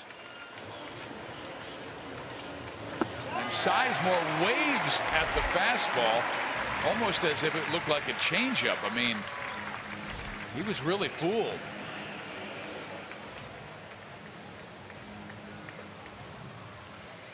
Does happen when guys lose the strings in their glove. Watch this one here. Okay, good turn here. Good strong throw across the diamond. Whoops. Oh. That was Jeff Keppinger, who was the first baseman, so he had to switch gloves. There's a ball struck well to center field.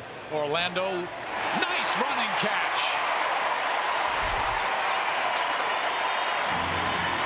Oh, it's great to have speed, and the Royals have a lot of it in the outfield. It's not Kane because he's in pain. It's Paulo to the rescue.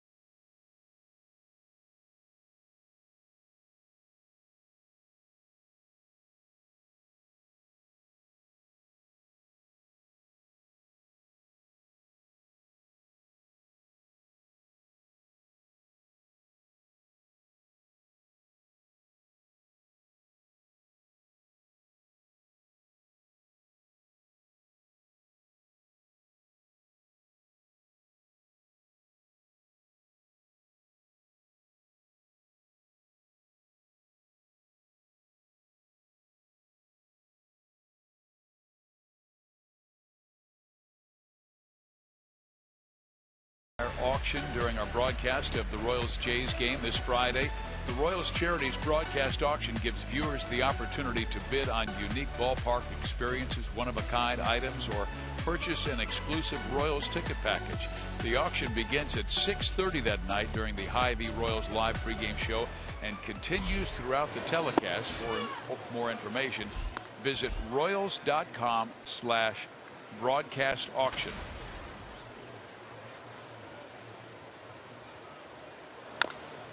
And Alex Rios will lead things off. I mean, they've got a bat signed by a lot of the guys on the 2014. They have baseball bats that are stamped World Series, but they were not game used. Yeah, we'll make sure to tell the folks that. But I'm going to tell you, there's some great stuff on there. But they're official signatures. Yes, no question. Signed by the guys. Some good stuff online, folks. You got to be a part of that coming up this Friday. Alex has grounded into a double play, reached on an infield hit, and then been doubled off second base. He kind of kicks at the dirt, trying to find that groove.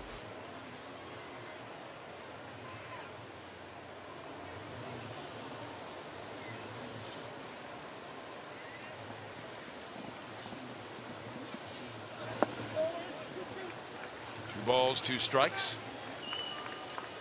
course, pitch total right now at 77.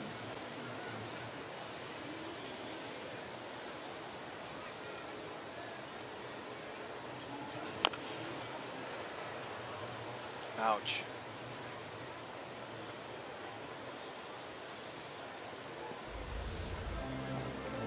He doesn't wear a shin guard, and he needed one. Ow. Yeah, that's why some guys wear them, but you know, a lot of guys, they're not comfortable with them on. Especially guys with speed. That little extra feel on your leg is not comfortable. I couldn't wear one. I hated it. So you go with what happens. So it's a full count, 3-2. It's really amazing what the Rays have been able to do this year. I mean, they currently have 3 starters in the disabled list: Jake Odorizzi, Alex Cobb, and Drew Smiley. That's why it was so important that Matt Moore come back. Matt Andriese will start the second game for the Rays. Fouled off, stays 3-2. I have to do a double take whenever Paulo Orlando is in this lineup, and it's the first time Rios has been here with Paulo Orlando, because they both are very similar physique-wise. I mean, you know, it's before Paulo Orlando was here and Rios wasn't in the lineup. He replaced him, but now that they're both in the same lineup, I'm like, wow, who's who? Good at bat by Alex Rios as he works the walk. So take a look at Rios is on the right, Paulo Orlando's on the left. Look at those two guys. They look like twins. Both similar, long legs, good speed. Very similar, right-handed. Way to go, guys. Well, he gets only his 3rd walk of the year. And the Royals have a leadoff man on for the 4th time. Infante swung the bat extremely well first 2 times up. Single to center. And then he lined out into a double play last time up, and Moore throws upstairs. There's work in the bullpen. Right-handers up for the Rays. Moore throwing a lot of pitches in only his 2nd start of the season.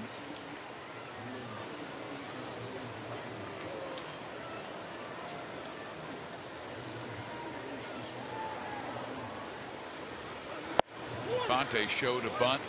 Pulls it back. 1-1. You know, after you do that, you show bunt, you pull it back.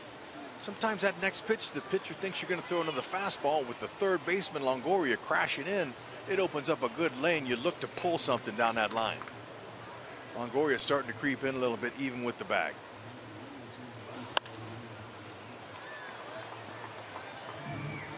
Moore had Rios down in the count, 1-2, then let him back in. He eventually worked the walk. Boy, when Moore really blossomed as a big leaguer with the Rays, he was one of the best young pitchers in the game. 2011, he was brought up late that year and led the Rays to the playoffs. Pitched game 1 of the American League Division Series and beat C.J. Wilson 9-0 at the age of 22. Coming back from injury. Infante high in the air, left field, playable for Butler. 1 out. Rios tags but does not go to second. Fans, there's no better place to spend your Friday nights than at the K. Stock up on dollar hot dogs and peanuts for Buck Night, presented by Visit KC, while you enjoy the Royals in action. And make sure to stay after the game for a spectacular fireworks show courtesy of Hy-Vee and Pepsi. The next Buck Night and summer fireworks will be this Friday night against the Toronto Blue Jays. For tickets, go to Royals.com or call 1-800-6-ROYALS. Well, they are going to go to the bullpen right now and get Matt Moore out. Our Chevy call to the bullpen. Right-hander coming on.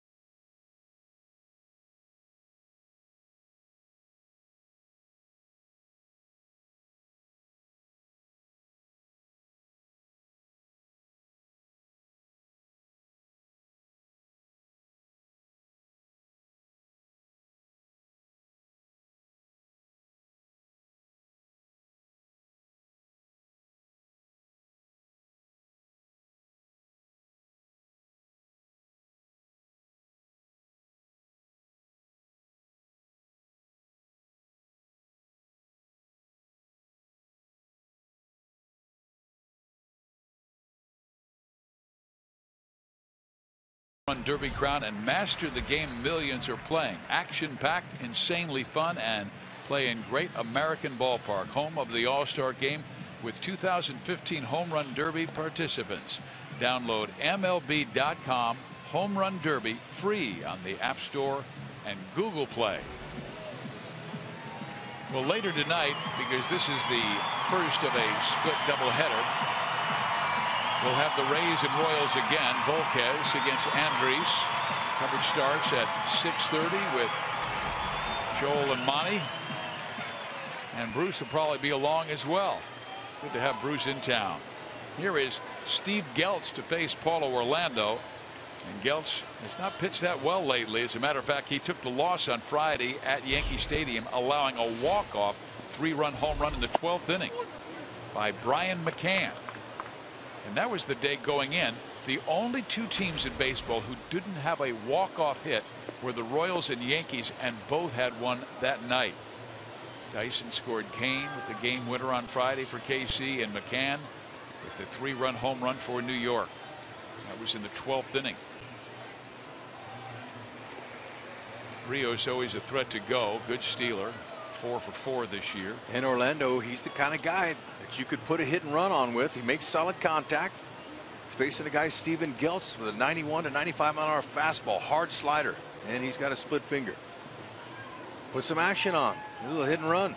They do, and it is taken, and Rivera drops the baseball, so Rio steals second without a throw. That's a great running count.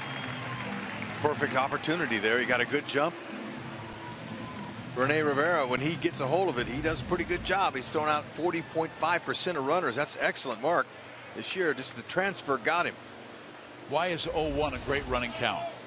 Because they're not expecting you to go that early in the count, and it's a good opportunity for Paulo. But Paulo got a pitch inside and just took it, let him steal the base.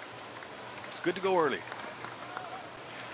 Now he chops one foul, and down in the count 1-2 to Geltz.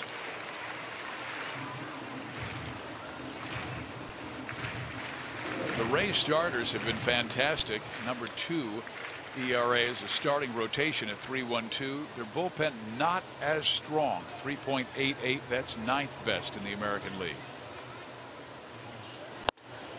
2-2.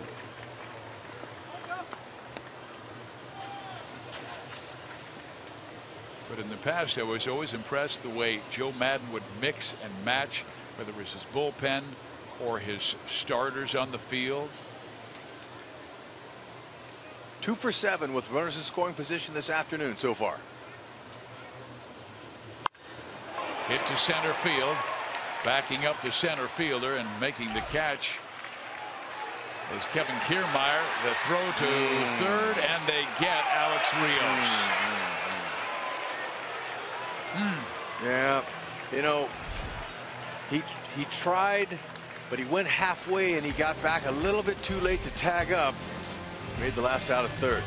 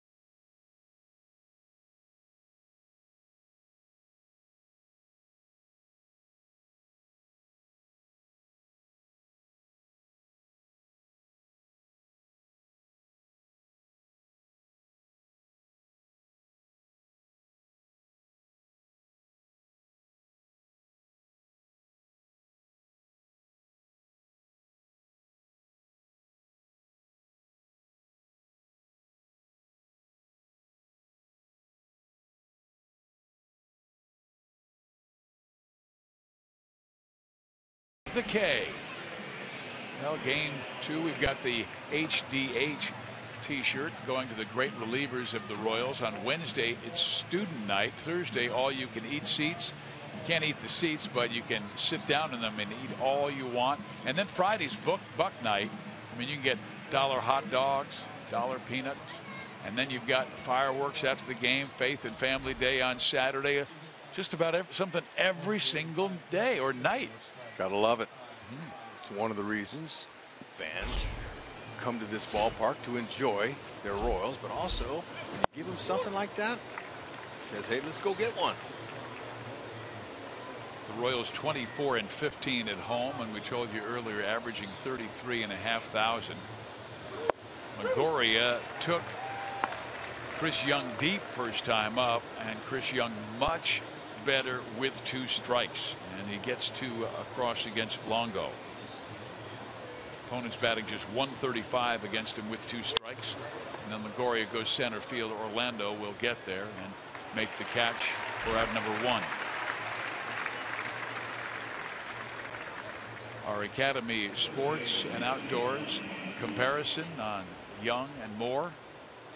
Moore taken out after 4 1/3. Chris Young 5 1/3. And what is encouraging, when the Royals starting pitchers go 5 1/3 or more, Kansas City is 35-16 this year. Hope that stays that way. And Young's doing a nice job. He's competing. He's keeping his team in the game. It's all evened up here. That stat is courtesy of our statistician, Sergeant Holtzke. Yeah, it's working. Out distribution today. We'll have to show you Young when he's on top of his game. A lot of fly balls, a lot of pop-ups. That ball is gapped right center field and will get all the way to the wall. James Loney with a home run earlier now is rewarded with a double.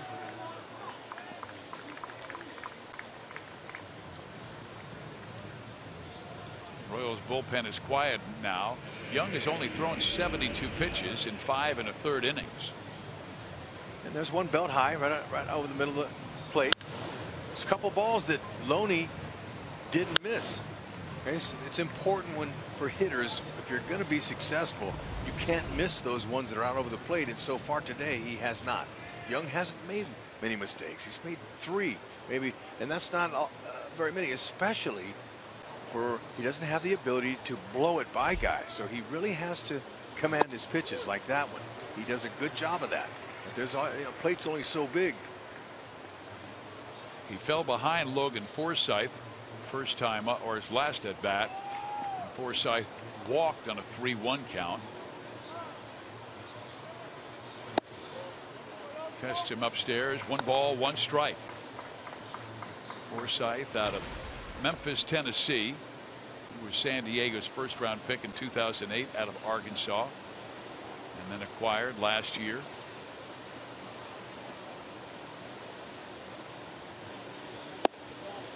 Two and one.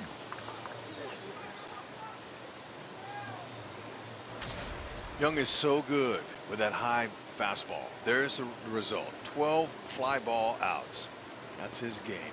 Not one ground out. It's fantastic. He does a great job of manipulating the hitters into thinking they can handle that pitch, and they can't.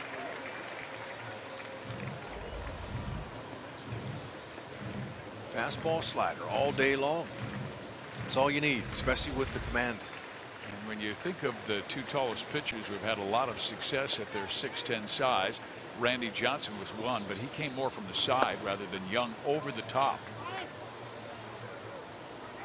And Randy Johnson could throw 100, and so he could get away with mistakes a lot easier than Chris Young can. So it makes me appreciate Chris Young and what he can do with his location, minus the velocity that some of those other guys Look have. at that pitch.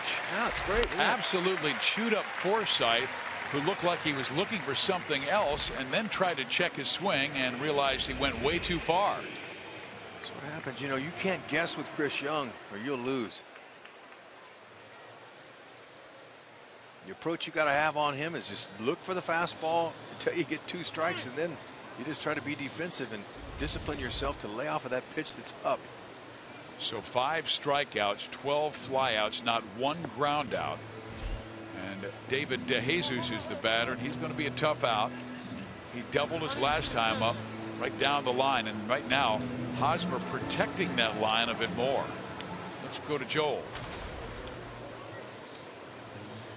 Oh, guys, good to see the longtime Royal David DeJesus back. Talking with him yesterday, he was really excited about all the success that this team has had, the amount of success that the fans have had. He's going to fly out here. We'll tell you a little bit more about him when we come back.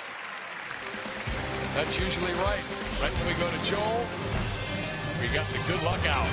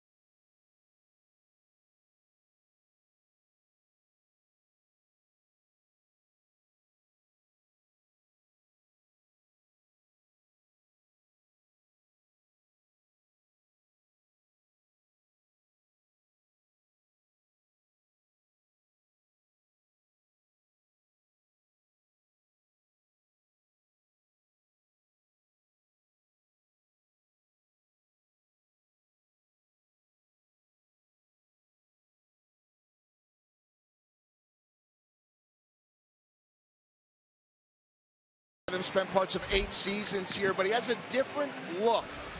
And he was visiting with his former minor league manager, Mike Jerschele, yesterday. Look at the hair. He's got kind of this big, curly, almost dreadlock thing going on. I said to David, I can only imagine what Jersch said to you when he saw that hair. He said, yeah, he told me you look weird. But David said that they do a lot of celebrating in that clubhouse, kind of like it was when Joe Madden was there, and they get really fired up before the game, and they do something called the show. And he says kind of like how LeBron James has the powder going and he claps his hands before the game.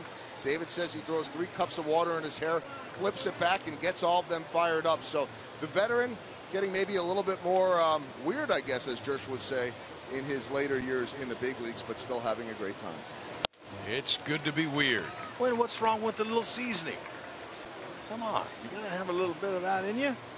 It's okay. Baseball, you've got so much downtime and so many games. You got to get a laugh once in a while. Speaking of weird, Steve Pizziak with Rex Hudler. And there is a strike in the outside corner. The 6th inning is our Sonic Slam inning. Our contestant is Mark Wilhite from Grandview, Missouri. If the Royals hit a home run in this inning, Mark, you get yourself $1,000. But if the Royals hit a grand slam out of the park, Mark will win $25 grand. Cuthbert. High fly ball left field for Joey Butler. And there's 1 out. Really be something to get your first big league hit and your first big league home run in the same game. And give Mark Wilhite from Grandview, Missouri $1,000 in the process. Yeah. Like his teammate Kendrys Morales. He accomplished that feat.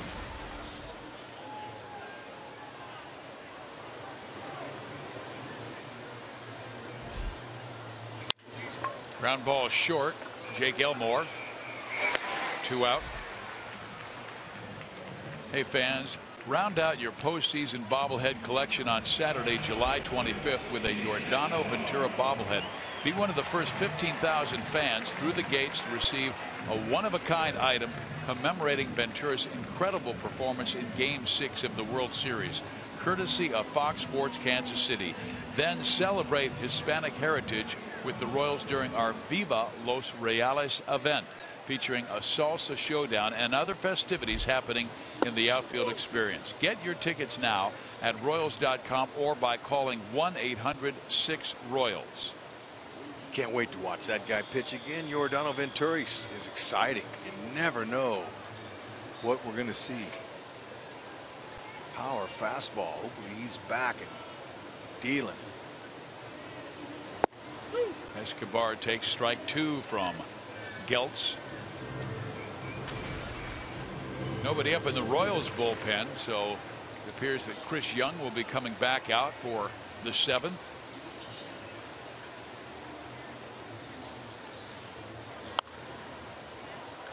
Esky fooled on that one, reached for it, punched it foul, give himself another chance.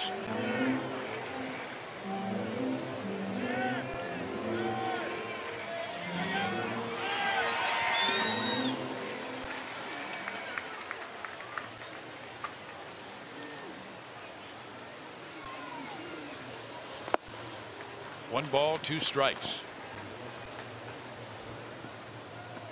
Kansas City split with Minnesota in this weekend series with both wins walk-offs.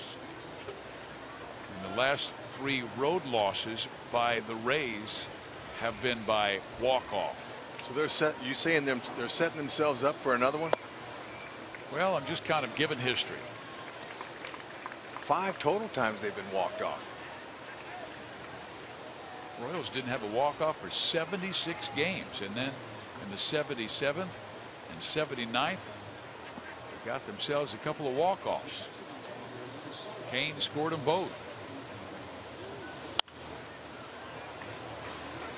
And, you know, I had a few Royals fans ask me, well, you know, when you're missing some of your key players, how do you keep winning? Well, it's because of the winning environment that's been produced here in Kansas City amongst the players. There's a winning vibe, and when you come up, even when you've never played before in the big leagues or not, you're going to play up. You're going to raise to those standards of championship caliber team, and so just somebody's got to pick it up. Escobar to right. DeJesus will make the catch, and the Royals quietly out in the 6th inning. Chris Young coming back for the 7th inning of work, although the Royals getting Carrera ready just in case. We'll be right back.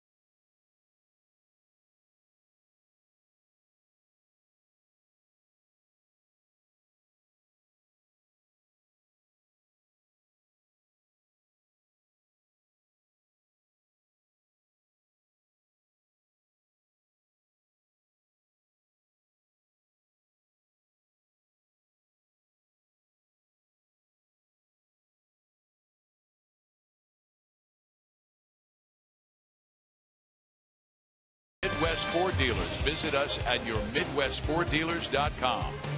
and by Academy Sports and Outdoors. Right stuff, low price, every day.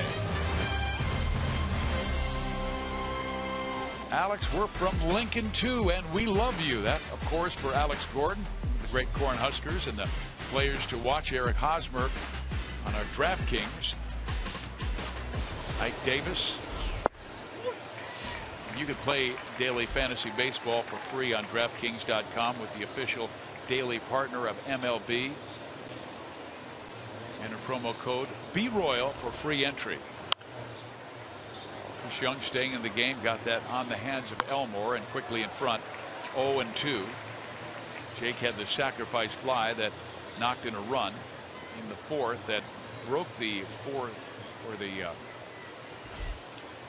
3-3 tie at the moment. Then Gordon went deep and tied it. Kelvin Herrera was named to the All-Star game, warming up in the Kansas City bullpen. 83rd pitch of the day, thrown by Chris, grounded to short. Escobar has it. Bad hop, and Esky may be given an error. That was a bad hop, though, as he was expecting it to stay down and came up right to his belly. And two guys who never make errors. Hosmer made one, Escobar with this one. E6. Most of the time, you're going to get true hops. Sometimes it hits a footprint out there by one of the runners and it pops up on you. And, you know, Escobar almost controlled it. And that means Kelvin Herrera will come in. And I think Young would have stayed in the game had he gotten that guy out. He would have. Nice job, though, by Chris Young. Again, keeping his team in the game.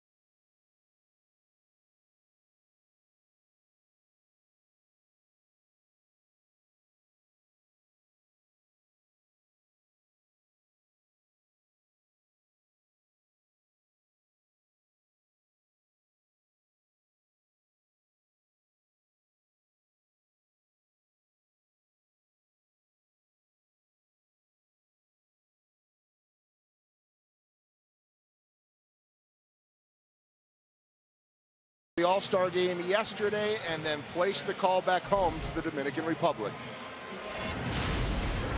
Call my mom, call Dominican and said, Mommy, get ready, go to Cincinnati Sunday. Can't believe it, but she don't know because she said, oh, you're going to the Futures game again. Because I went to the Futures game in 2012. No, Mommy said, this is a real game now. That's what I said. She don't know a lot about that kind of stuff.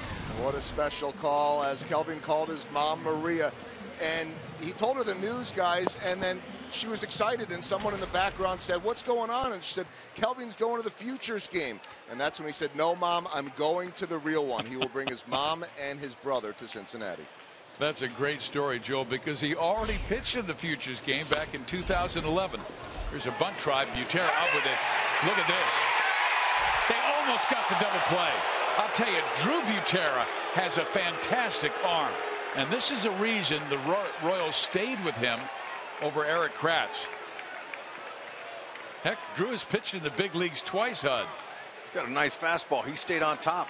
He pounced on it right away before it went foul. A tough choice or chance to try to bunt Kelvin Herrera.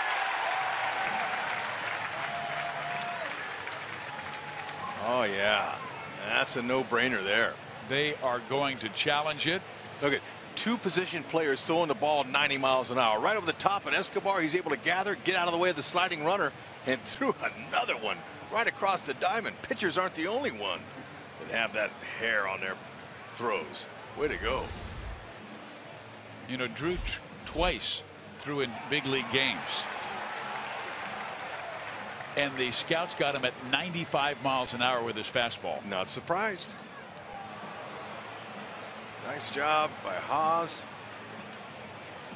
The Royals are 7-5 in challenges this year. They showed it on the scoreboard, and that's why you heard the roar from the fans here at the K. Not only is Ned Yost blessed with a very good coaching staff in the dugout, but also underneath the replay coach Billy Duplessis does a great job for Ned. Ned can trust every time they go to him for a challenge. Most of the time they're right. The ball has to hit the glove in Hosmer's, and it has to be clear and convincing to overturn the ruling on the field by the umpire, Marcus Patillo. Well, you know, that little view we just saw looked to me like was Hosmer's. Did he keep his toe on the base? He had to really reach up for that high throw from Escobar, but okay, let's watch his foot. Let's see if his foot stays on the base. Boy, his footwork is really so good. It's really good. Now you hope that now this angle here.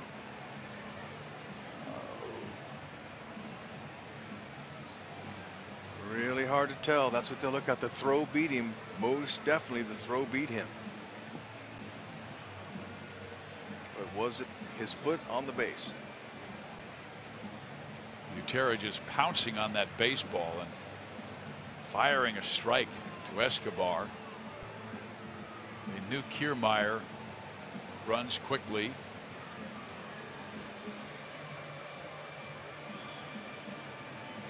Four runs, 5 hits for the Rays. 4 runs, 9 hits for Kansas City.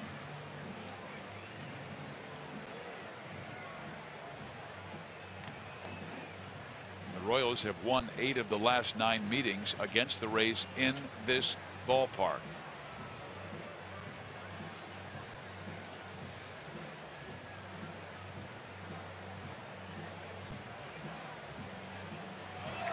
They're saying he is safe, so we'll play it. 2-6. Kiermaier at first. Tim Wilkie, he looked over at Ned and he made the motion. His foot came off the base, and we were right, as his toe looked like it was off the bag by the time Kiermaier came down. You know, and Tim Wilkie. So officially the call stands, and John Jaso will now pinch hit for Rene Rivera. Tim Wilkie, in his 32nd year as an umpire, there's only been 18 other umpires that have spanned more years than home plate umpire Tim Wilkie. Jaso just came off the disabled list today, and he takes a mighty rip at the first pitch he sees at 98 miles an hour. Jaso was on the 60-day DL with a left wrist contusion, so he hasn't played since April 10th. Well, he knows about pinch hitting, though. He's got 3 pinch hit homers. And when you pinch hit, it's important. The sooner you swing, you're in the game. And he swings at first pitches. Most pinch hitters that have any experience pinch hitting swing at the first pitch, even if it's a pitch way out of the zone. You've gauged your swing against his pitch. It's a very tough job.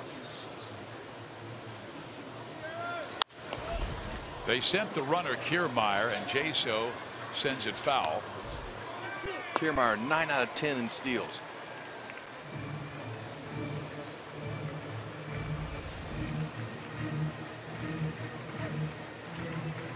It was a straight steal because Kiermaier did not take a peek back and see what the hitter did. Herrera, definitely a strikeout pitcher, averages 1 per inning. See how he squatted down, expecting a throw coming. Out back again.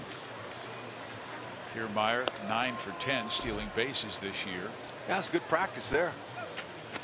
He got an excellent jump. You know, sometimes infielders will hold their glove up saying foul ball, but you know, not all the time that happens, especially when you're already committed to go head first. Courtesy.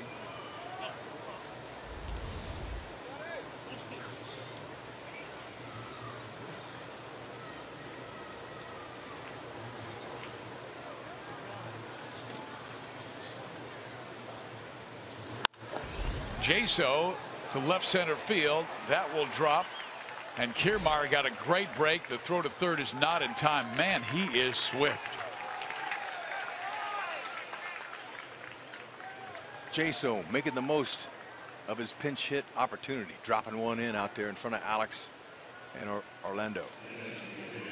And you know, he didn't really get a good break out of the box, and he wasn't able to end up on second base as Orlando went for Kiermaier at third.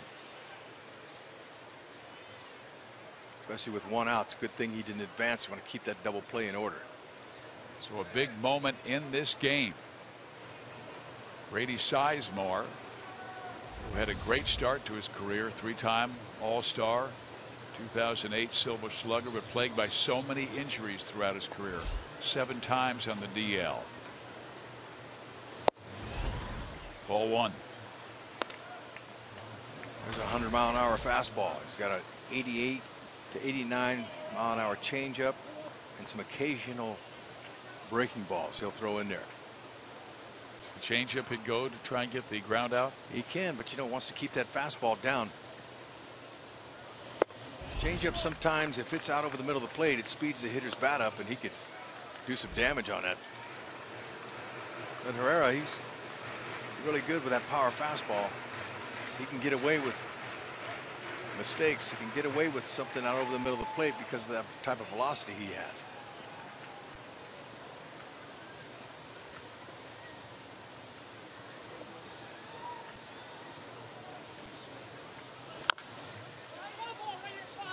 See, there it was there, and you could see Sizemore. He tried to pull it. That was a 91-mile-an-hour changeup.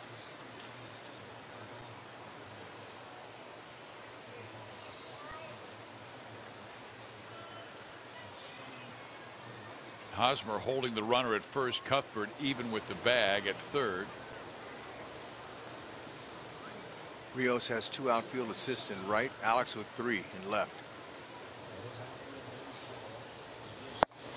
In there. 2 balls, 2 strikes. Yeah, that's a perfect location. Might try that again if you can hit that spot. That's a beauty. You can't touch that.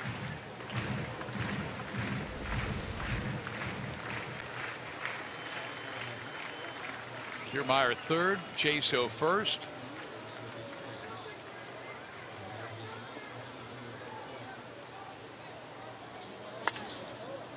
Reach for that one, pushes it foul.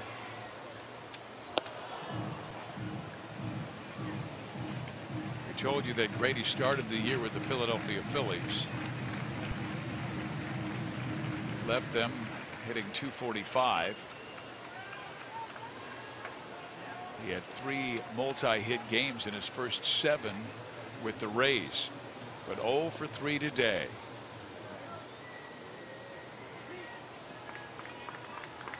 Herrera 34 strikeouts in 32 2/3 innings. Struck him out. There you go. That's exactly what he needed.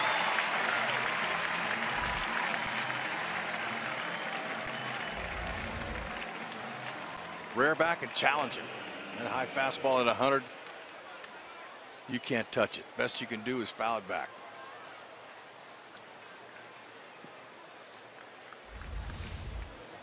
And now Herrera facing a guy, Joey Butler, who's had a lot of trouble making contact recently. Before today's game, he had struck out in 17 of his previous 28 plate appearances. And he has strike 1.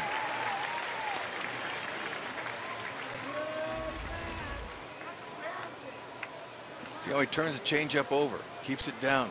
Good pitch and very good location there. In there, 0-2. Well, Veen's done a great job this year, not only of holding stranded runners, but also keeping them from scoring with a 172 average against with runners in scoring position. He's been able to bear down when he's had to.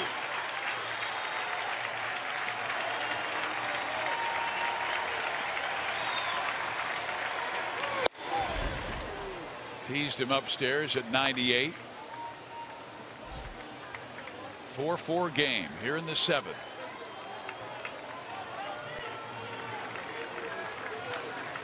Kiermaier at third, Jaso at first. The count 1 ball, 2 strikes with 2 out. Swung on and missed, struck him out. Kelvin, call home. Tell your mom you're way past the Futures game. You're headed to Cincinnati and the All-Star game. Oh, say, way to go, Chris Young. Get some more offense going.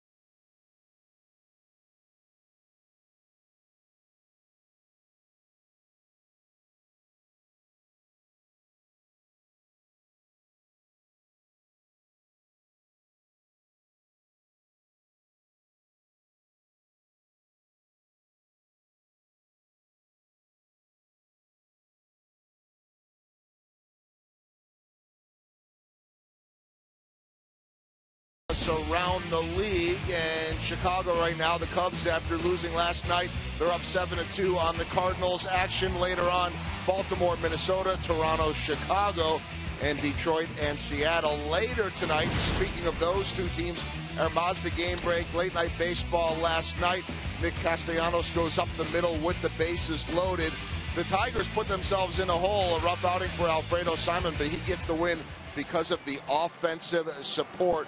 4 home runs from Cespedes, both Martinez's, and Castellanos in a 12-5 win. Kurt Casale is in at catcher. We've got much more baseball coming up, and Boulevard Royals Live after the game with Jeff Montgomery and Bruce Chen. Guys? Yeah, completely new battery, Joel, with Xavier Cedeno coming on to pitch, and the new catcher, Kurt Casale, as Joel told us. Here's the first pitch, and Gordon takes it low, ball 1. Alex with a good game, a single. He's also been hit by a pitch with the bases loaded that drove in a run, and hit the home run that tied the game back in the 4th. No one scored since. Great job by Herrera last inning. What does Cedeno throw, Hud? He's a not overpowering lefty. He's 87-92 with his fastball. He tries to sink it. He's a ground ball guy. Big curveball and changeup for righties. He's a veteran pitcher. Been with the Astros, the Nationals, and now the Rays.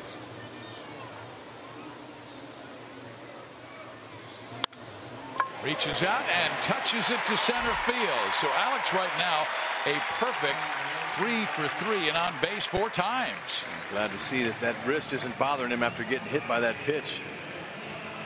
But in the 4th inning, Yellowwood bringing the lumber. Alex did that. Oh, man, it was out of beauty. Nice and easy swing. Was able to connect for his 11th home run.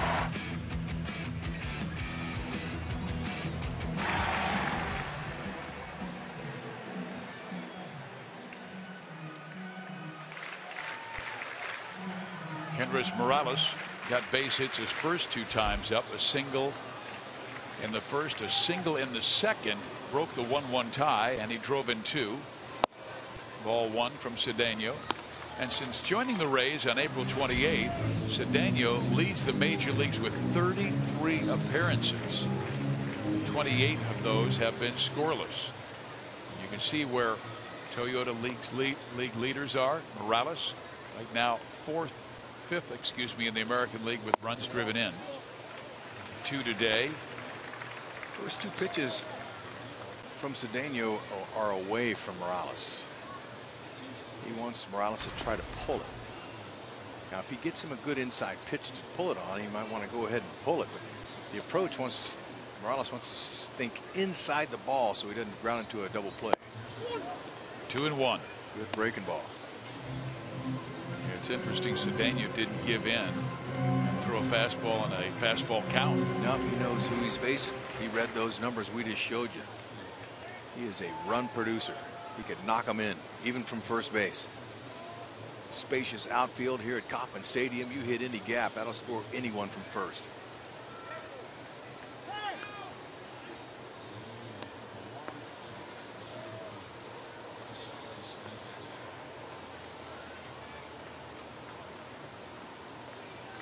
Royals with a huge advantage, run differential in the 7th inning or later. They're plus 39. The Rays minus 14.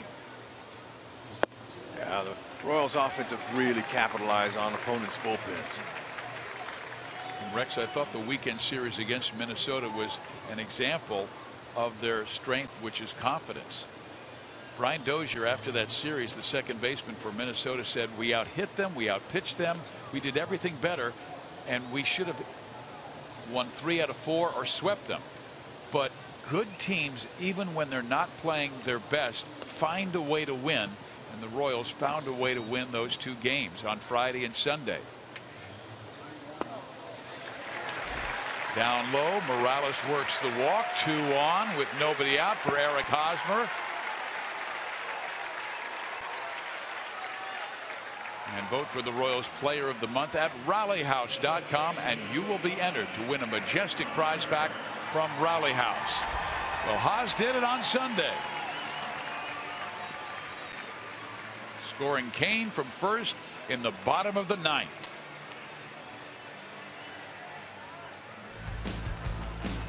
All right, on Sunday, Minnesota. They've been pitching Hosmer in the whole series, having some success until that moment right there, and it cost them a game. Tried to sneak a piece of cheese by a hungry Hosmer, and he couldn't do it. Kane. That's a long run for Kane. No wonder he kind of re-aggravated his hamstring. Going first to home, that's a long run, especially with a sellout crowd here cheering you on.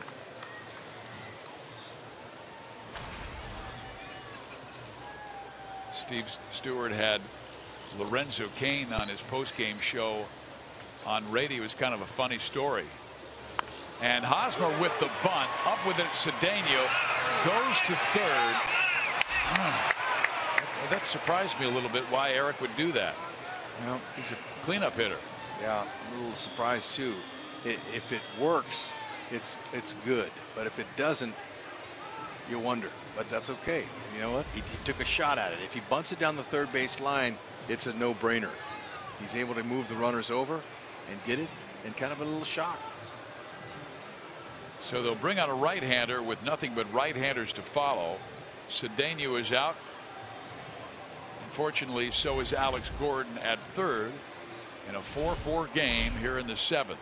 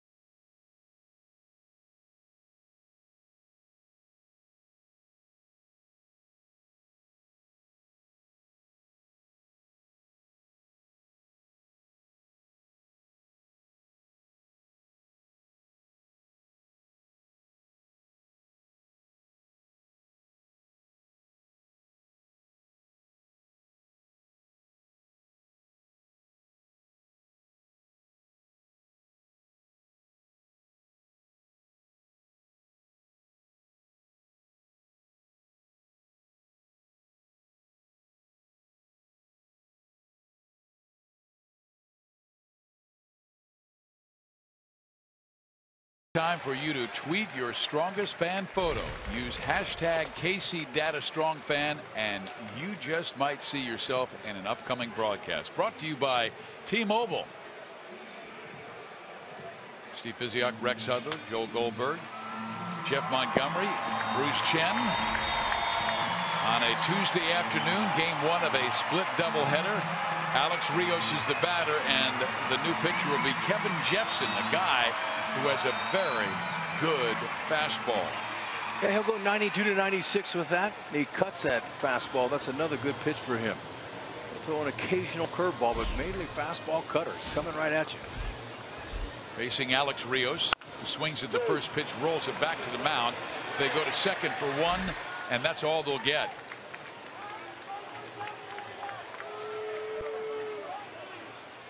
Little hesitation by Jepsen as he waited for somebody to cover the bag. That cost him. Yeah, cost him a double play there. That's why it's so important when you come into a game that you know who you're working with on a comebacker. And most pitchers will stop and look at the shortstop or second baseman, and they'll make a visual eye contact who's covered. Now watch, there's nobody there.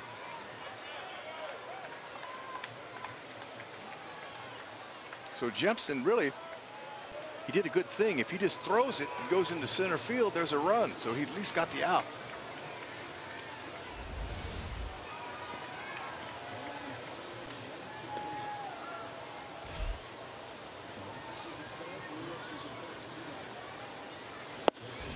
I thought they might run Rios, but he stays put at first base.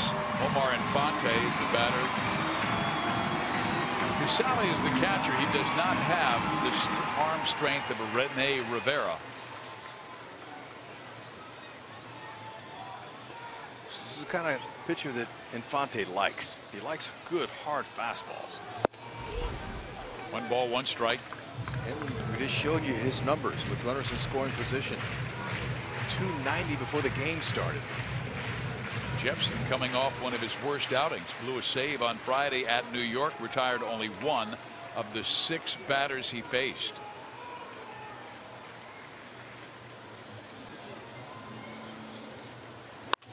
Back up the middle. That's a base hit. The Royals are back in front, 5-4.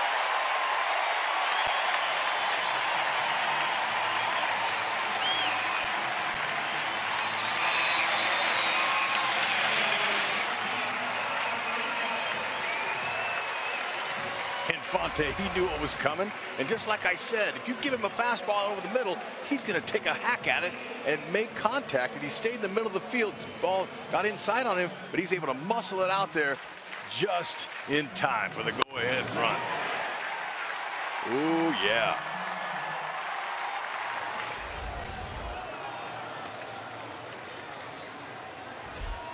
Two on, 2 out. Orlando with a good rip on the first pitch fastball from Jepsen, strike 1. And you know, here's another reason for the thinking for Hosmer. Hosmer, you know, you don't expect your cleanup hitter to bunt, but he has faith in the rest of the guys in the lineup. Okay, someone else is going to pick him up. Okay, maybe it didn't work for him, but he has enough confidence in the guys who are hitting down in the order that, look, way to pick me up.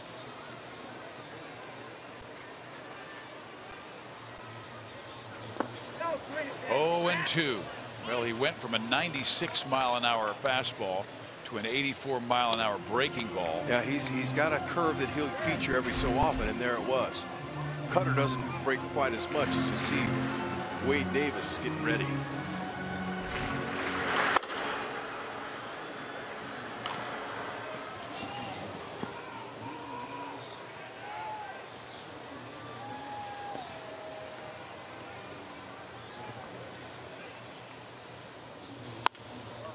Grounded to short. Elmore has it. His throw is in plenty of time, but Infante came through with 2 out. A line single to center field, knocking in his 24th run. More importantly, it broke the 4-4 tie. Game on the line. You can't sneak a piece of cheese by a hungry Infante.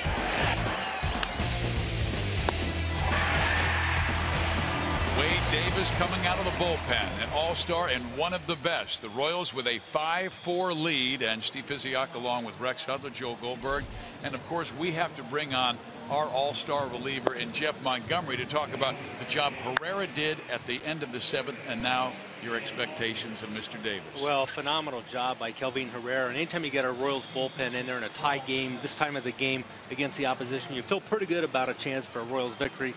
Sure enough, big hit by Infante. I like our chances now. Especially HDH. Come on, this would be just the 10th time this year, if it happens, that they fall in order. And when that happens, usually the opponents are in trouble. And there are the 2 all-stars who are going for Kansas City, along with the 4 starters. Herrera, 2.20 ERA, 34 strikeouts, and Wade Davis, his first career all-star selection, even though he deserved to go last year. Remarkable numbers, 0.25. And what makes Wade better than the rest?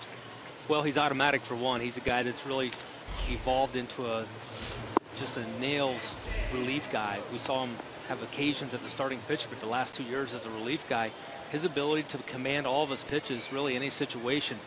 I've seen him throw 3-2 sliders. I've seen him throw the 3-2 cutter backdoor to left-handers. He throws all of his pitches regardless of the count, regardless of the hitter. So that confidence he has and his ability to execute those quality pitches, any situation, any count, makes him what he is.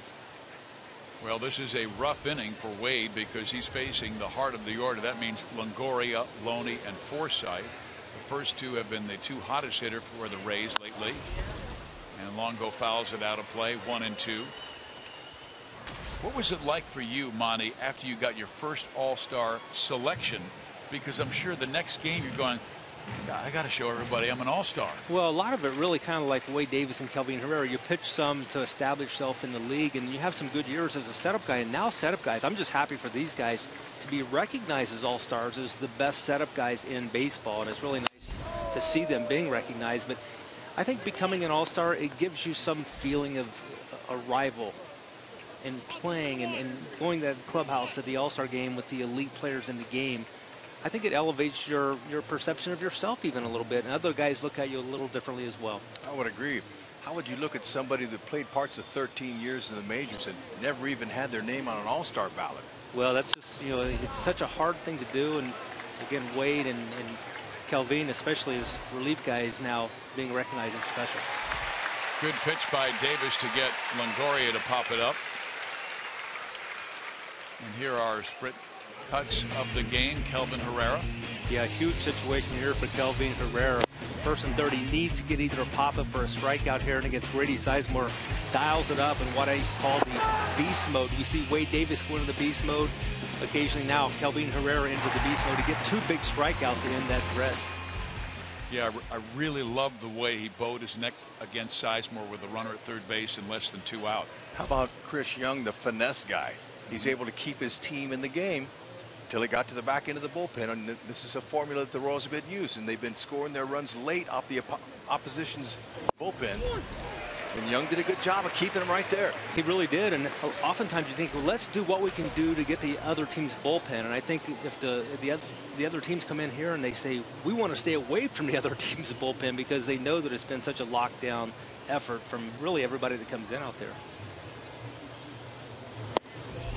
Just misses off the plate. 1 ball, 1 strike. And to illustrate what you were talking about, Dave Holtzman gave us the stat earlier. When Royals starting pitchers go just 5 1/3 innings, Kansas City is 35-16. That's become like a quality Kansas City start. The 1-1 pitch, ground ball, second base, Infante, and there's 2 out now.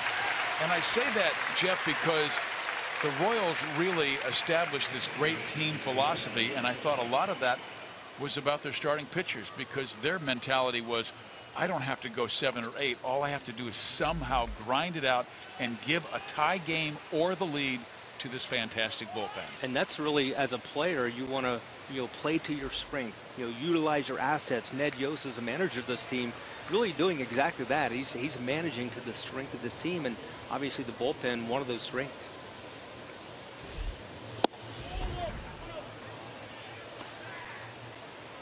Davis misses away. And what's interesting, Jeff, Herrera and Davis are going. Greg Holland, who is very deserving, is not going.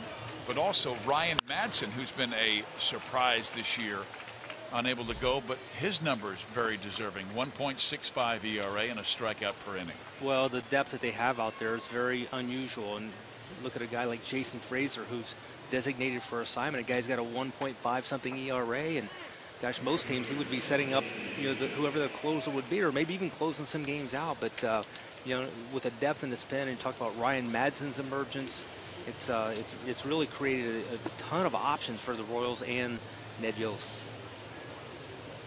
Here comes DeJesus, who is 1 for 3. He doubled back in the 4th.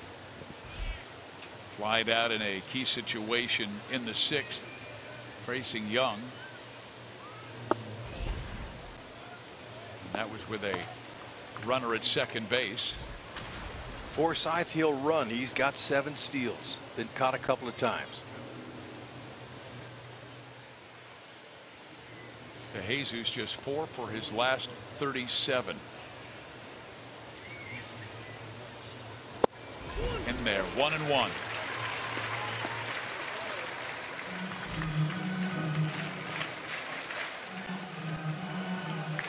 The Rays won on Sunday 8-1. That ended a 6-game losing streak.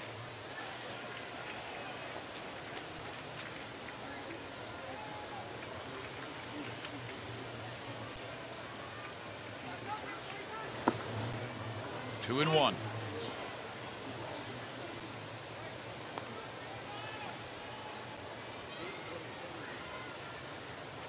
Well, I like how Davis will selectively use his curve. That's not a pitch that he throws to every hitter. He'll only throw it on a certain time when he wants that swing and miss. Yeah, it's a pitch that when he's going to throw it, it has to have the appearance of being his fastball. He's got a great fastball, but he gets a lot of really ugly swings against that curveball that bounces just behind the plate. Just like that one. Great example there at 87 miles an hour.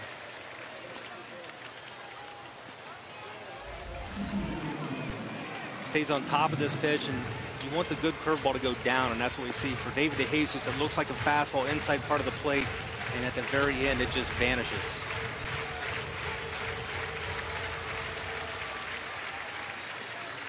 Eighth inning, 2 out, tying run at first base.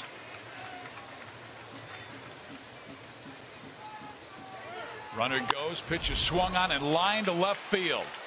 Gordon gets to it quickly. DeJesus is going to hold at third base.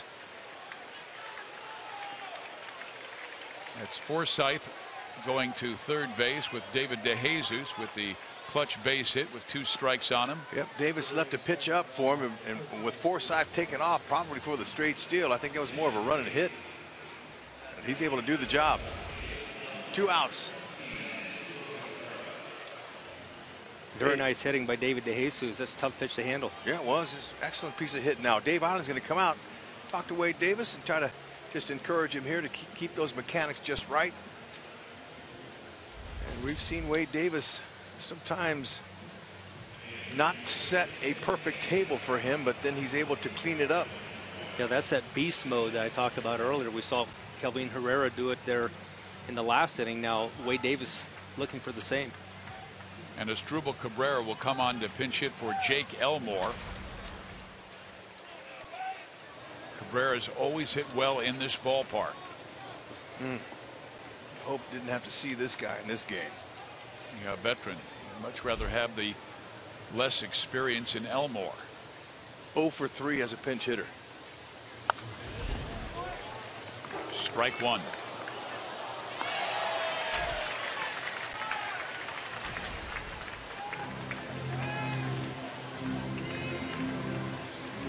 Herrera got the key strikeout in the 7th.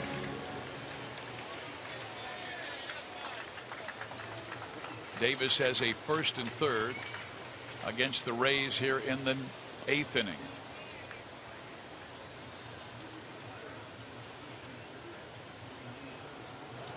In there, 0-2.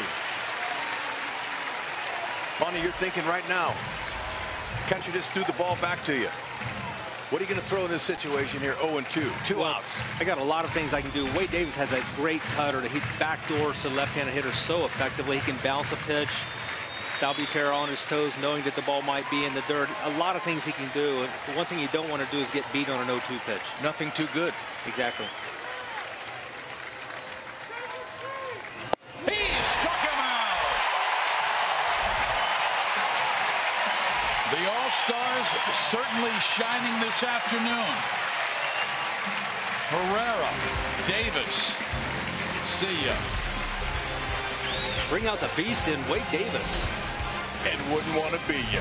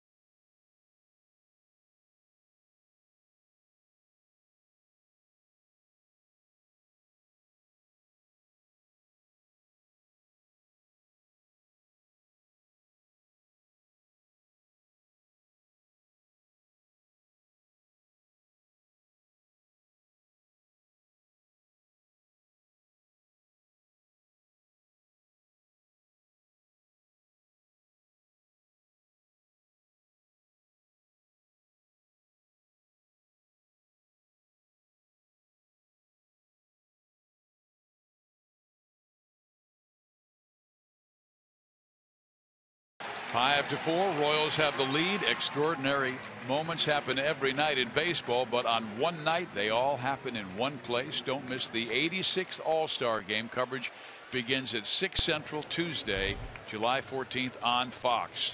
And the Royal Stars certainly playing well in this one. Alex Gordon is 3 for 3 and has a home run and a couple of RBIs, and Herrera and Davis have been outstanding as usual. Escobar on base a couple of times.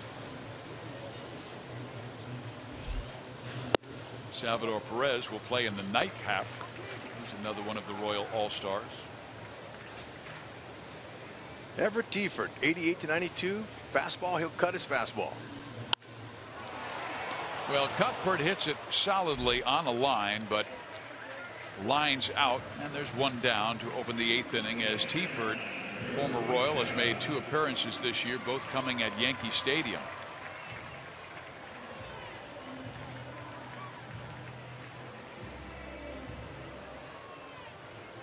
Cuthbert looks good today in his debut. Here is Drew Butera. And that ball is smacked to left field. Joey Butler racing back and makes a nice running catch.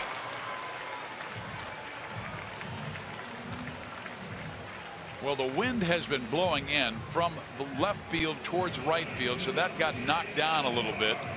Yeah, he didn't exactly barrel it, but it was a nice swing off the end of the bat. Shows you how strong Butera really is.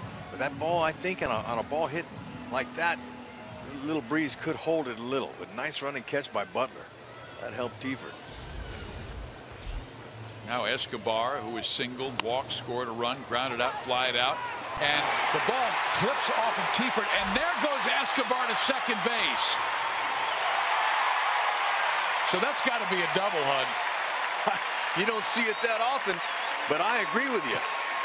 That's got to be a bunt double. The way he hustled down first base, made his turn, And I'm sure that Rusty Kuhns helped him with that because he was the eyes for Escobar as the ball was behind him. What a good hustle double that was. Don't see that very often, folks. Little backspin on that ball. Tiefert, good try, but hang with him. He kicked it to the side, giving Escobar enough time to get to second base. Great hustle. Look at him turning alertly going, and then, you know, he thought about going to third base as there was nobody covering third. Well, with 2 outs, he's already in scoring position for the hottest Royal today. Alex Gordon, who is perfect. He's been up 4 times. He's been on base 4 times. 3 hits. And he was also hit by a pitch with the bases loaded that drove in a run. He takes a breaking ball from Tiefert for strike 1. Wonder how many bunt doubles Escobar's gotten in his career. That's a stat I don't think they have. We'll get Sergeant Holtzke on it immediately. Oh, he's like, Cud, can we just finish the game? Yeah. Oh, you want to put me to work again?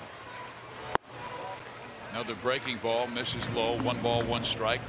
Everett Tiefert from Alpharetta, Georgia. He was Kansas City's 12th round pick in 2006 out of Georgia Southern. Had several trips to the big leagues with KC. Last year in Korea. Popped up, shallow center. On comes the center fielder Kiermaier and makes the catch, and the threat is turned back. We head to the 9th inning. It's Greg Holland time here in Kansas City. We'll be right back. Hammer time.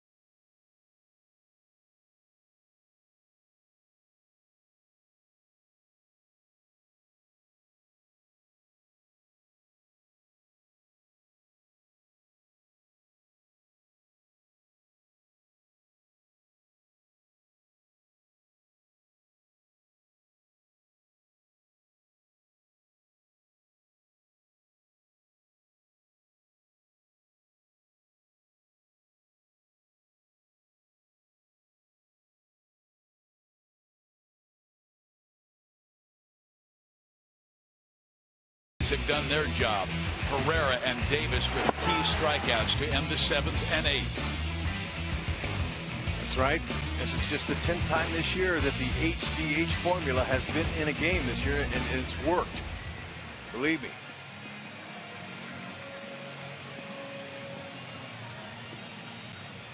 And they're giving these shirts out in game 2 of this series, this doubleheader. Beautiful shirt, highlighting our guys up there. Really, really proud of what these guys can do. And like Monty said, you don't see depth like this on major league rosters.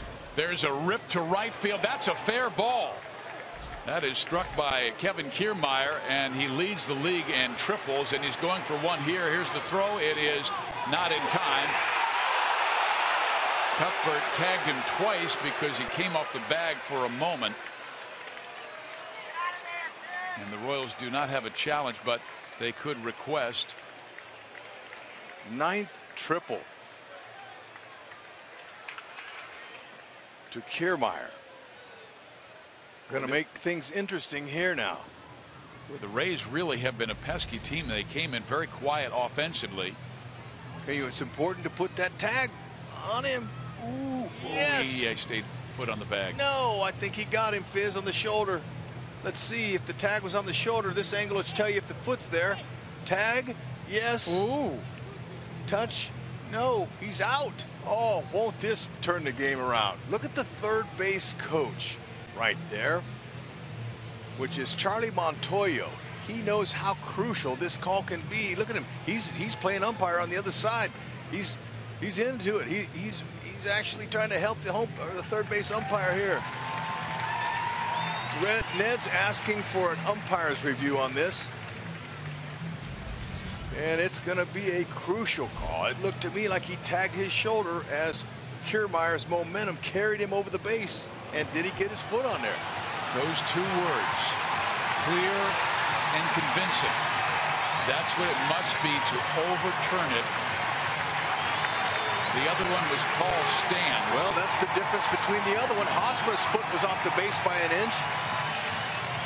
You see Cuthbert there looking at the replay. Oh, man, this could really turn the game around here. Yeah, a leadoff triple by the fastest guy on the Rays, and Kevin Kiermaier racing to third. Here's the angle here. Slid the bag. Tags on him there. Well, you really can't see him reach his toe back towards the bag on that one. But back in New York, remember, they have cameras on the club level, first base side, third base side, that we don't see, that New York does see.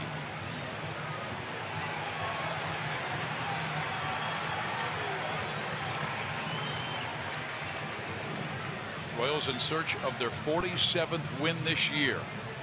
Oh, what a break this could be. If there is ever a drum roll, it's playing right now, especially for Holland.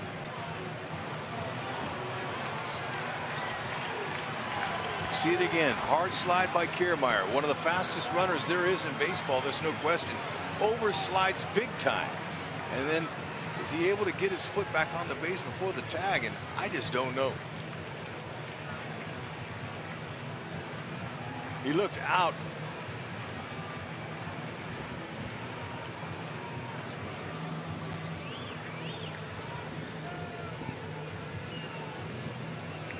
Kiermaier wasn't waiting around as he went after Greg Holland's pitch and just ripped it down the line.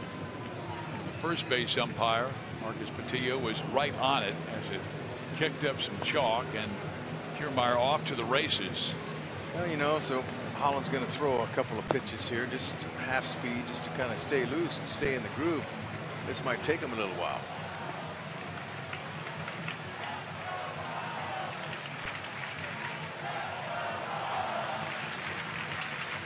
Royals with a 5-4 lead in the ninth, with the potential tying run at third base and nobody out. Tim Welke, who's the crew chief, is on the phone with New York City.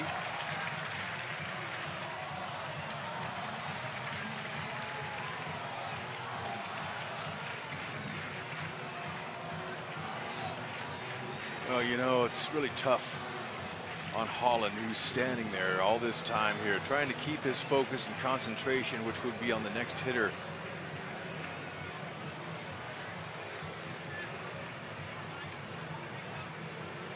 And that hitter would be Curt Casali.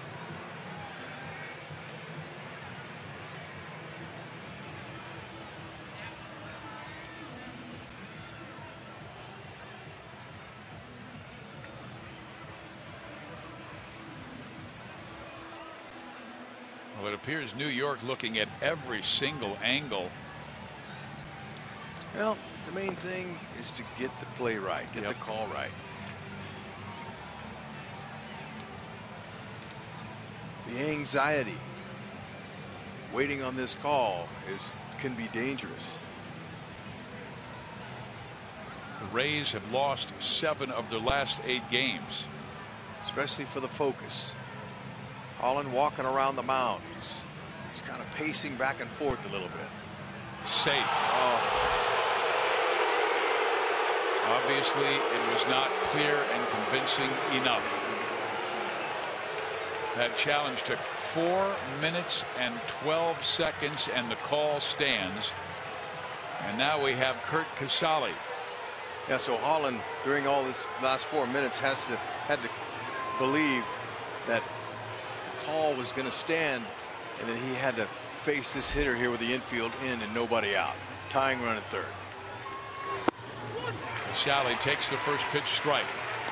Here's a young man, backup catcher out of Vanderbilt.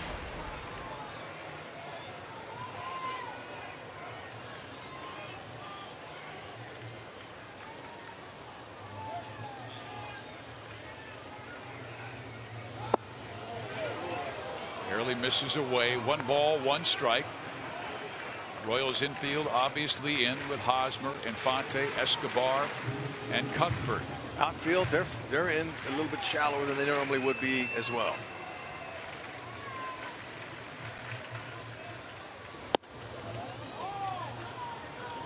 Fastball low to mid-90s, slider and a split finger. Slider has exceptional break, has good downward action. Not a lot of lateral break to it, which is better if you're a pitcher trying to get the hitter out. In there. 2-2. Herrera and Davis worked out of wicked jams in the 7th and 8th inning, but this is the most dire.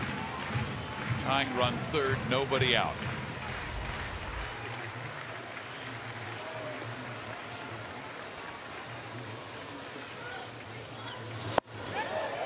Just off the plate, 3-2.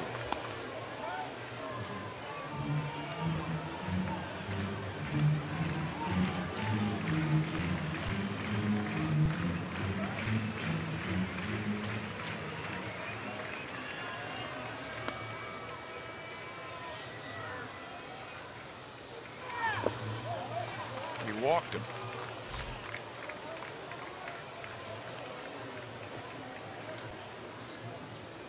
So now we head back to the top of the order in the veteran Grady Sizemore, who is 0 for 4. Holland would have loved it if he could have stayed in that count and struck him out, but you know, Butera, look at him using his body to keep that ball right in front of him here. Kiermaier at third base, great speed. Anything that bounces over to the right or to the left, he's going to try to attempt to come home. Talked about how the HDH formula has only been used 9 times this year. This is the 10th. They're 9-0 when those 3 go. Sizemore takes strike 1. This will be an incredible feat if Holland can get through this one and get him out and preserve the win.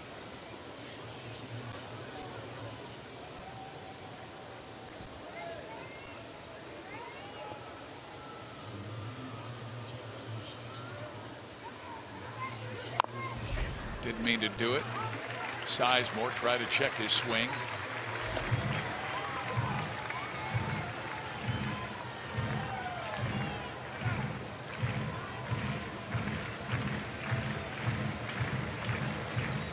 Grady struck out his last 2 times.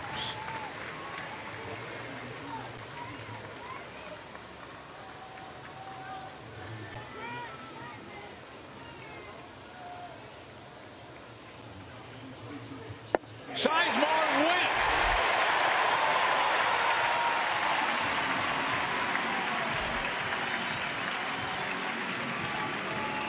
Now decision time for Ned Yost. He's going to have to decide what he wants to do with his infielders. I'm sure with the tying run over there at third base, they're going to really concentrate on that, any ball in. But I'll tell you, if they can roll up a double play on Butler here, game could be over. So it looks to me like Ned's going to play that way. He's got his infielders back in the middle, and they're set up for a double play situation here.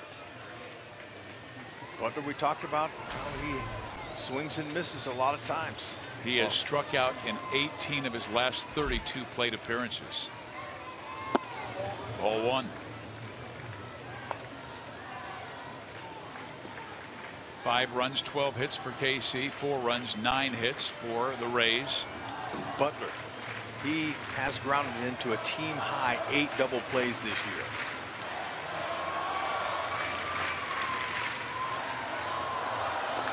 It gets away, and Kiermaier will score.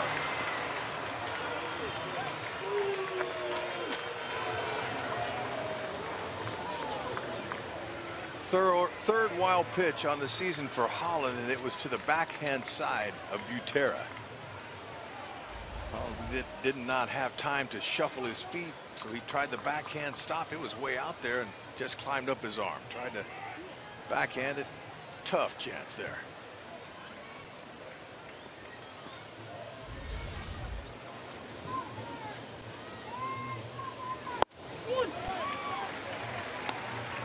Greg Holland is 16 for 17 in save opportunities this year. The one save he blew, the Royals rallied in the game and won at Texas. Yeah, he doesn't have the usual Greg Holland good command. But the velocity's there.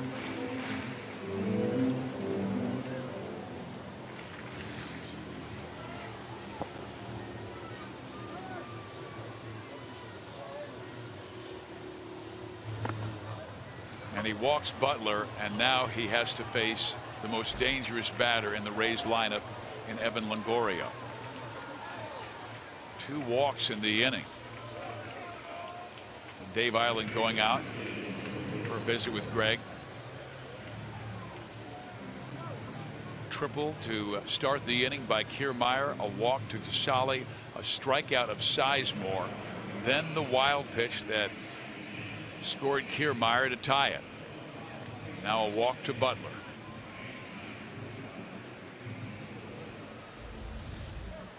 The triple, though, was questionable on the challenge. He came off the bag, reached back, Cuthbert tagged him, but it was not clear and convincing enough for the umpires in New York to change it.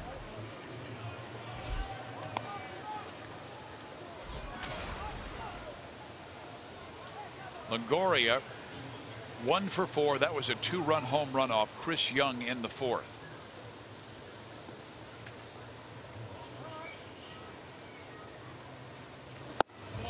Two and 0. Holland just looks like he's pulling off the ball a tad. He's missing on that outer half to righties. Just a tad. Get that shoulder going back towards home. Keep that shoulder closed a little bit. Hit that corner. Finds the strike zone there at 2-1. Wants to keep it down. Perhaps Longoria could hit one right to Escobar. Let's turn a little 6-4-3 and get out of this ninth. Give the offense a chance at the bottom of the inning. 3-1.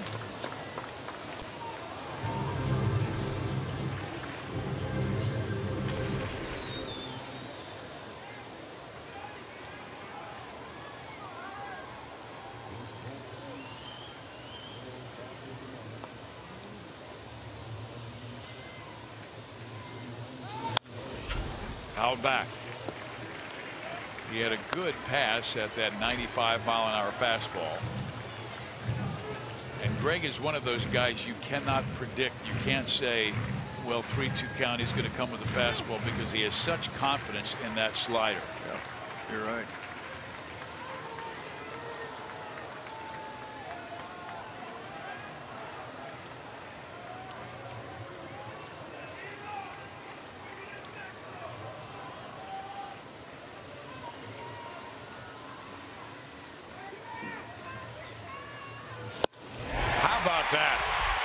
He went with the fastball, but kept it low and away from Longoria, and gets a key strikeout here in the top of the 9th inning. He's able to make that adjustment in between pitches. There's that fastball. He found command. That's exactly where he lives and wants to live, on that outer half of the corner, close enough to where the hitter thinks it's a strike. 3-2, and that ball was by him. Good velocity. And now the hottest hitter outside of Longoria in the lineup, James Loney, who has homered and doubled today, and he's hitting over 360 his last couple of weeks. 2 on, 2 out. Strike 1.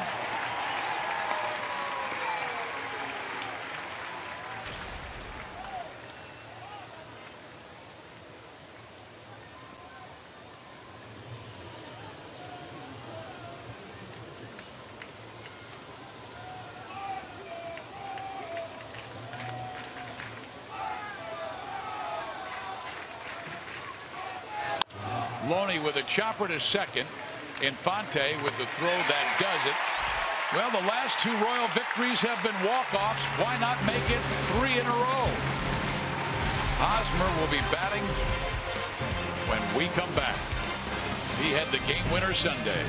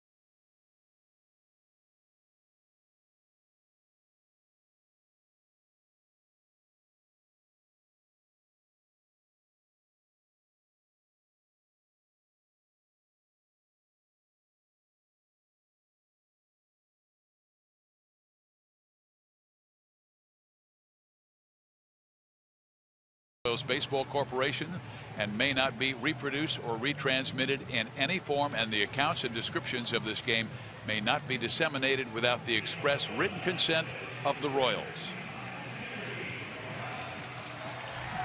Here we are, tied at 5. Steve Pisiak, Rex Hudler, Joe Goldberg, Jeff Montgomery, Bruce Chen, and of course our great team of Joe Libero, Steve Kurtenbach, Sam Abramson, Dave Holtzman, Al Broughton, Brian Shapiro. Great production staff here on Fox Sports Kansas City. Now we'll see Brad Boxberger pitching in his 37th game, and among American League relievers he ranks 4th in saves, 5th in strikeouts, and has a chance to become the 10th different Rays save leader in the last 11 seasons. Mix and match. Yep, he's got an excellent arm. Hitters 3, 4, and 5 though. 90 to 96 cut fastball, curve. He's got a great changeup. Strike 1. Why not throw it first pitch? And we told you the last 2 Royal victories, walk-offs. How about this? The last 3 road losses by Tampa Bay, walk-off losses. 1 ball, 1 strike. Their luck hasn't been going too good lately, has it? Nope. Got him right when we want him. We don't have Kane to bring the pain, so somebody else is going to have to do it. Well, it's Morales with a little comebacker, and the play will go 1-3.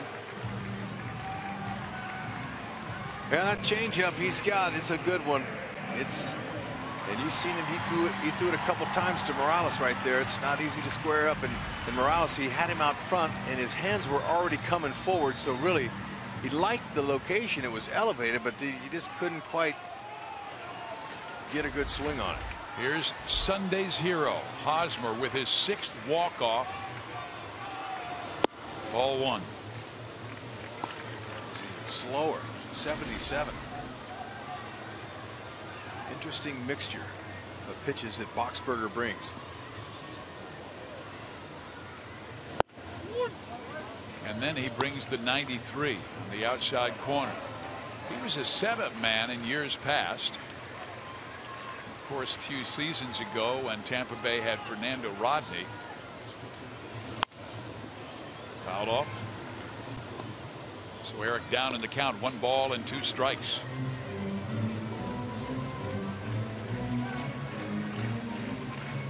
Contrasting speeds like Boxberger has, a hitter's got to look for that fastball.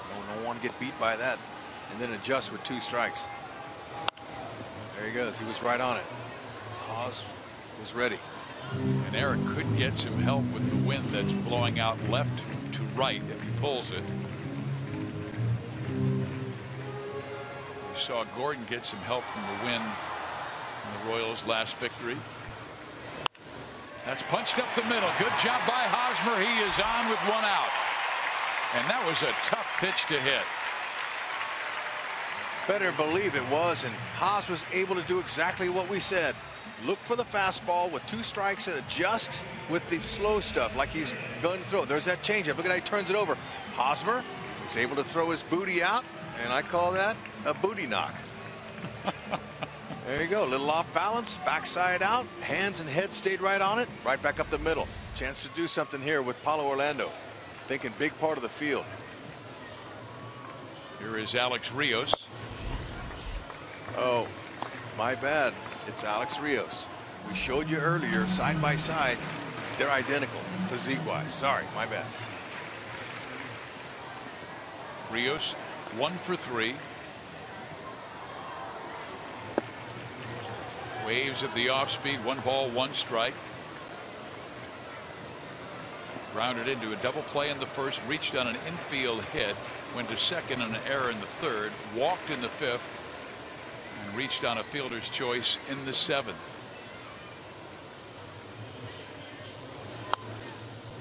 Down to the count 1-2.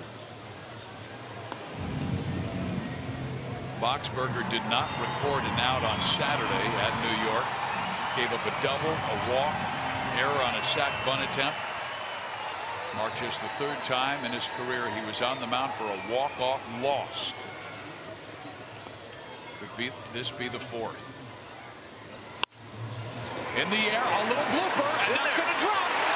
Hosmer holds at second. He knows that Jesus has an accurate arm.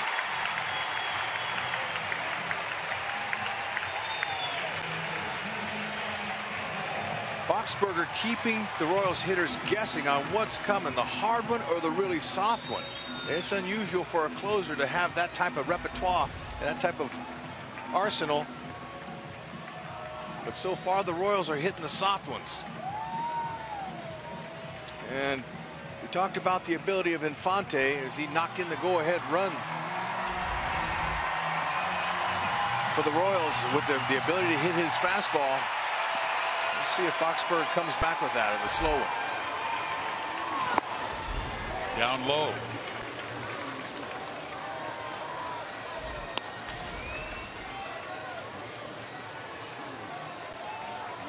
.297. That's a good mark for Infante coming up clutch.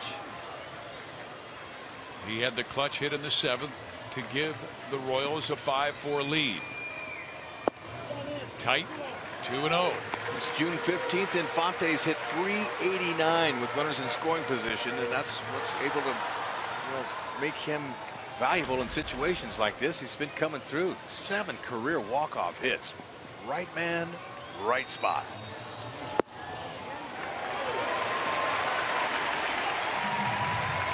A 3-0 count to Infante.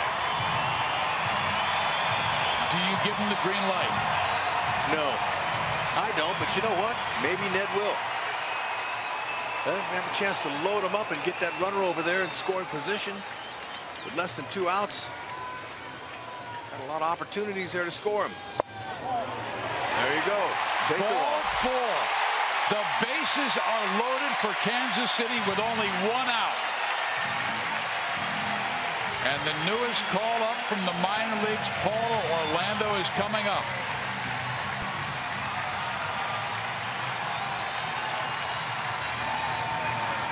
Boxberger got the first out on Morales, but then a single by Hosmer, a single by Rios, a walk to Infante.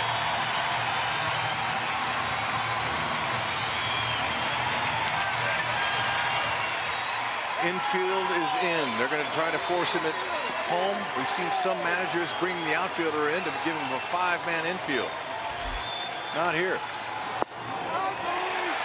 Ball 1. This is Orlando's first career appearance with the bases loaded at the major league level. Okay, this is what you tell yourself. The pressure's on Boxberger, not me. There's a drop.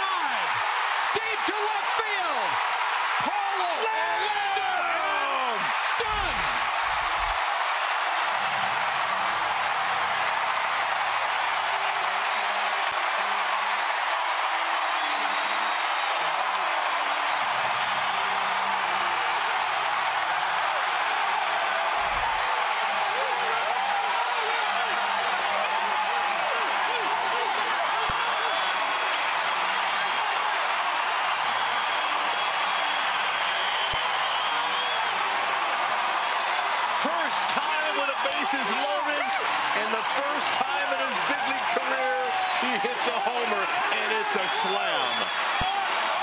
Unbelievable.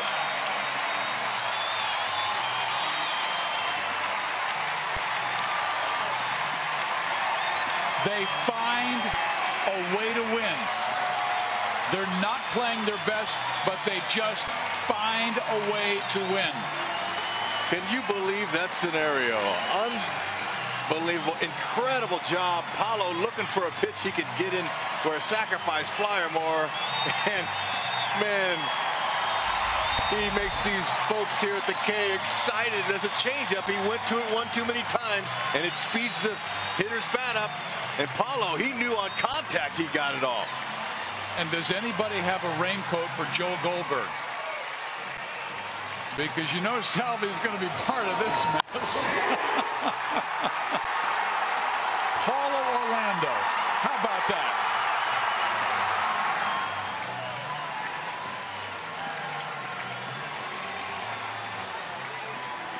Three straight walk-offs. Let's go to Joel.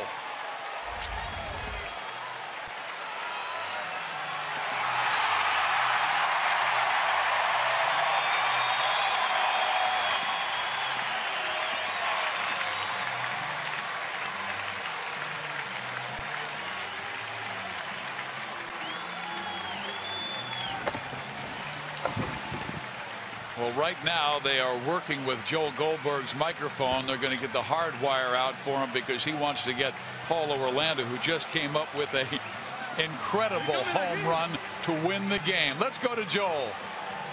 Well, Paulo says easy questions. Welcome back up to the big leagues. Walk-off grand slam. Tell me about the emotions right now. I can't explain, you know, like I never hit like hit for base hit, you know, for won the game, and today I gotta there, you know, like talk about it, report the pitcher. So he throw change up, you know, and I waited for. So your first ever big league appearance with the bases loaded. The crowd is chanting your name, Paulo. What was this moment like for you? In your still very young big league career, how does this rank for you? Well, I just say thank you for everybody coming, you know, like to have a double hit. The second one should be a 1-2. But honestly, taking my family support me every time, you know. Very happy to be back and helping the team win. Rex was saying in the broadcast, bases loaded, all the pressure at that point is on the pitcher. What was your mindset? What were you thinking? Yeah, that's it. That's the thing, you know, the pressure is the pitcher. He got a Infante, you know, walk, so I just waited for some pitch up. So he threw me change up. I got to put a good swing there. So I waited to see the ball go up. I just say, okay, I did my job now. But the ball going is more exciting there.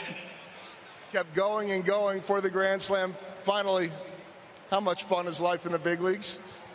It's so fun, you know, it's so fun. Just coming out, like, and be prepared every day for helping the team is amazing.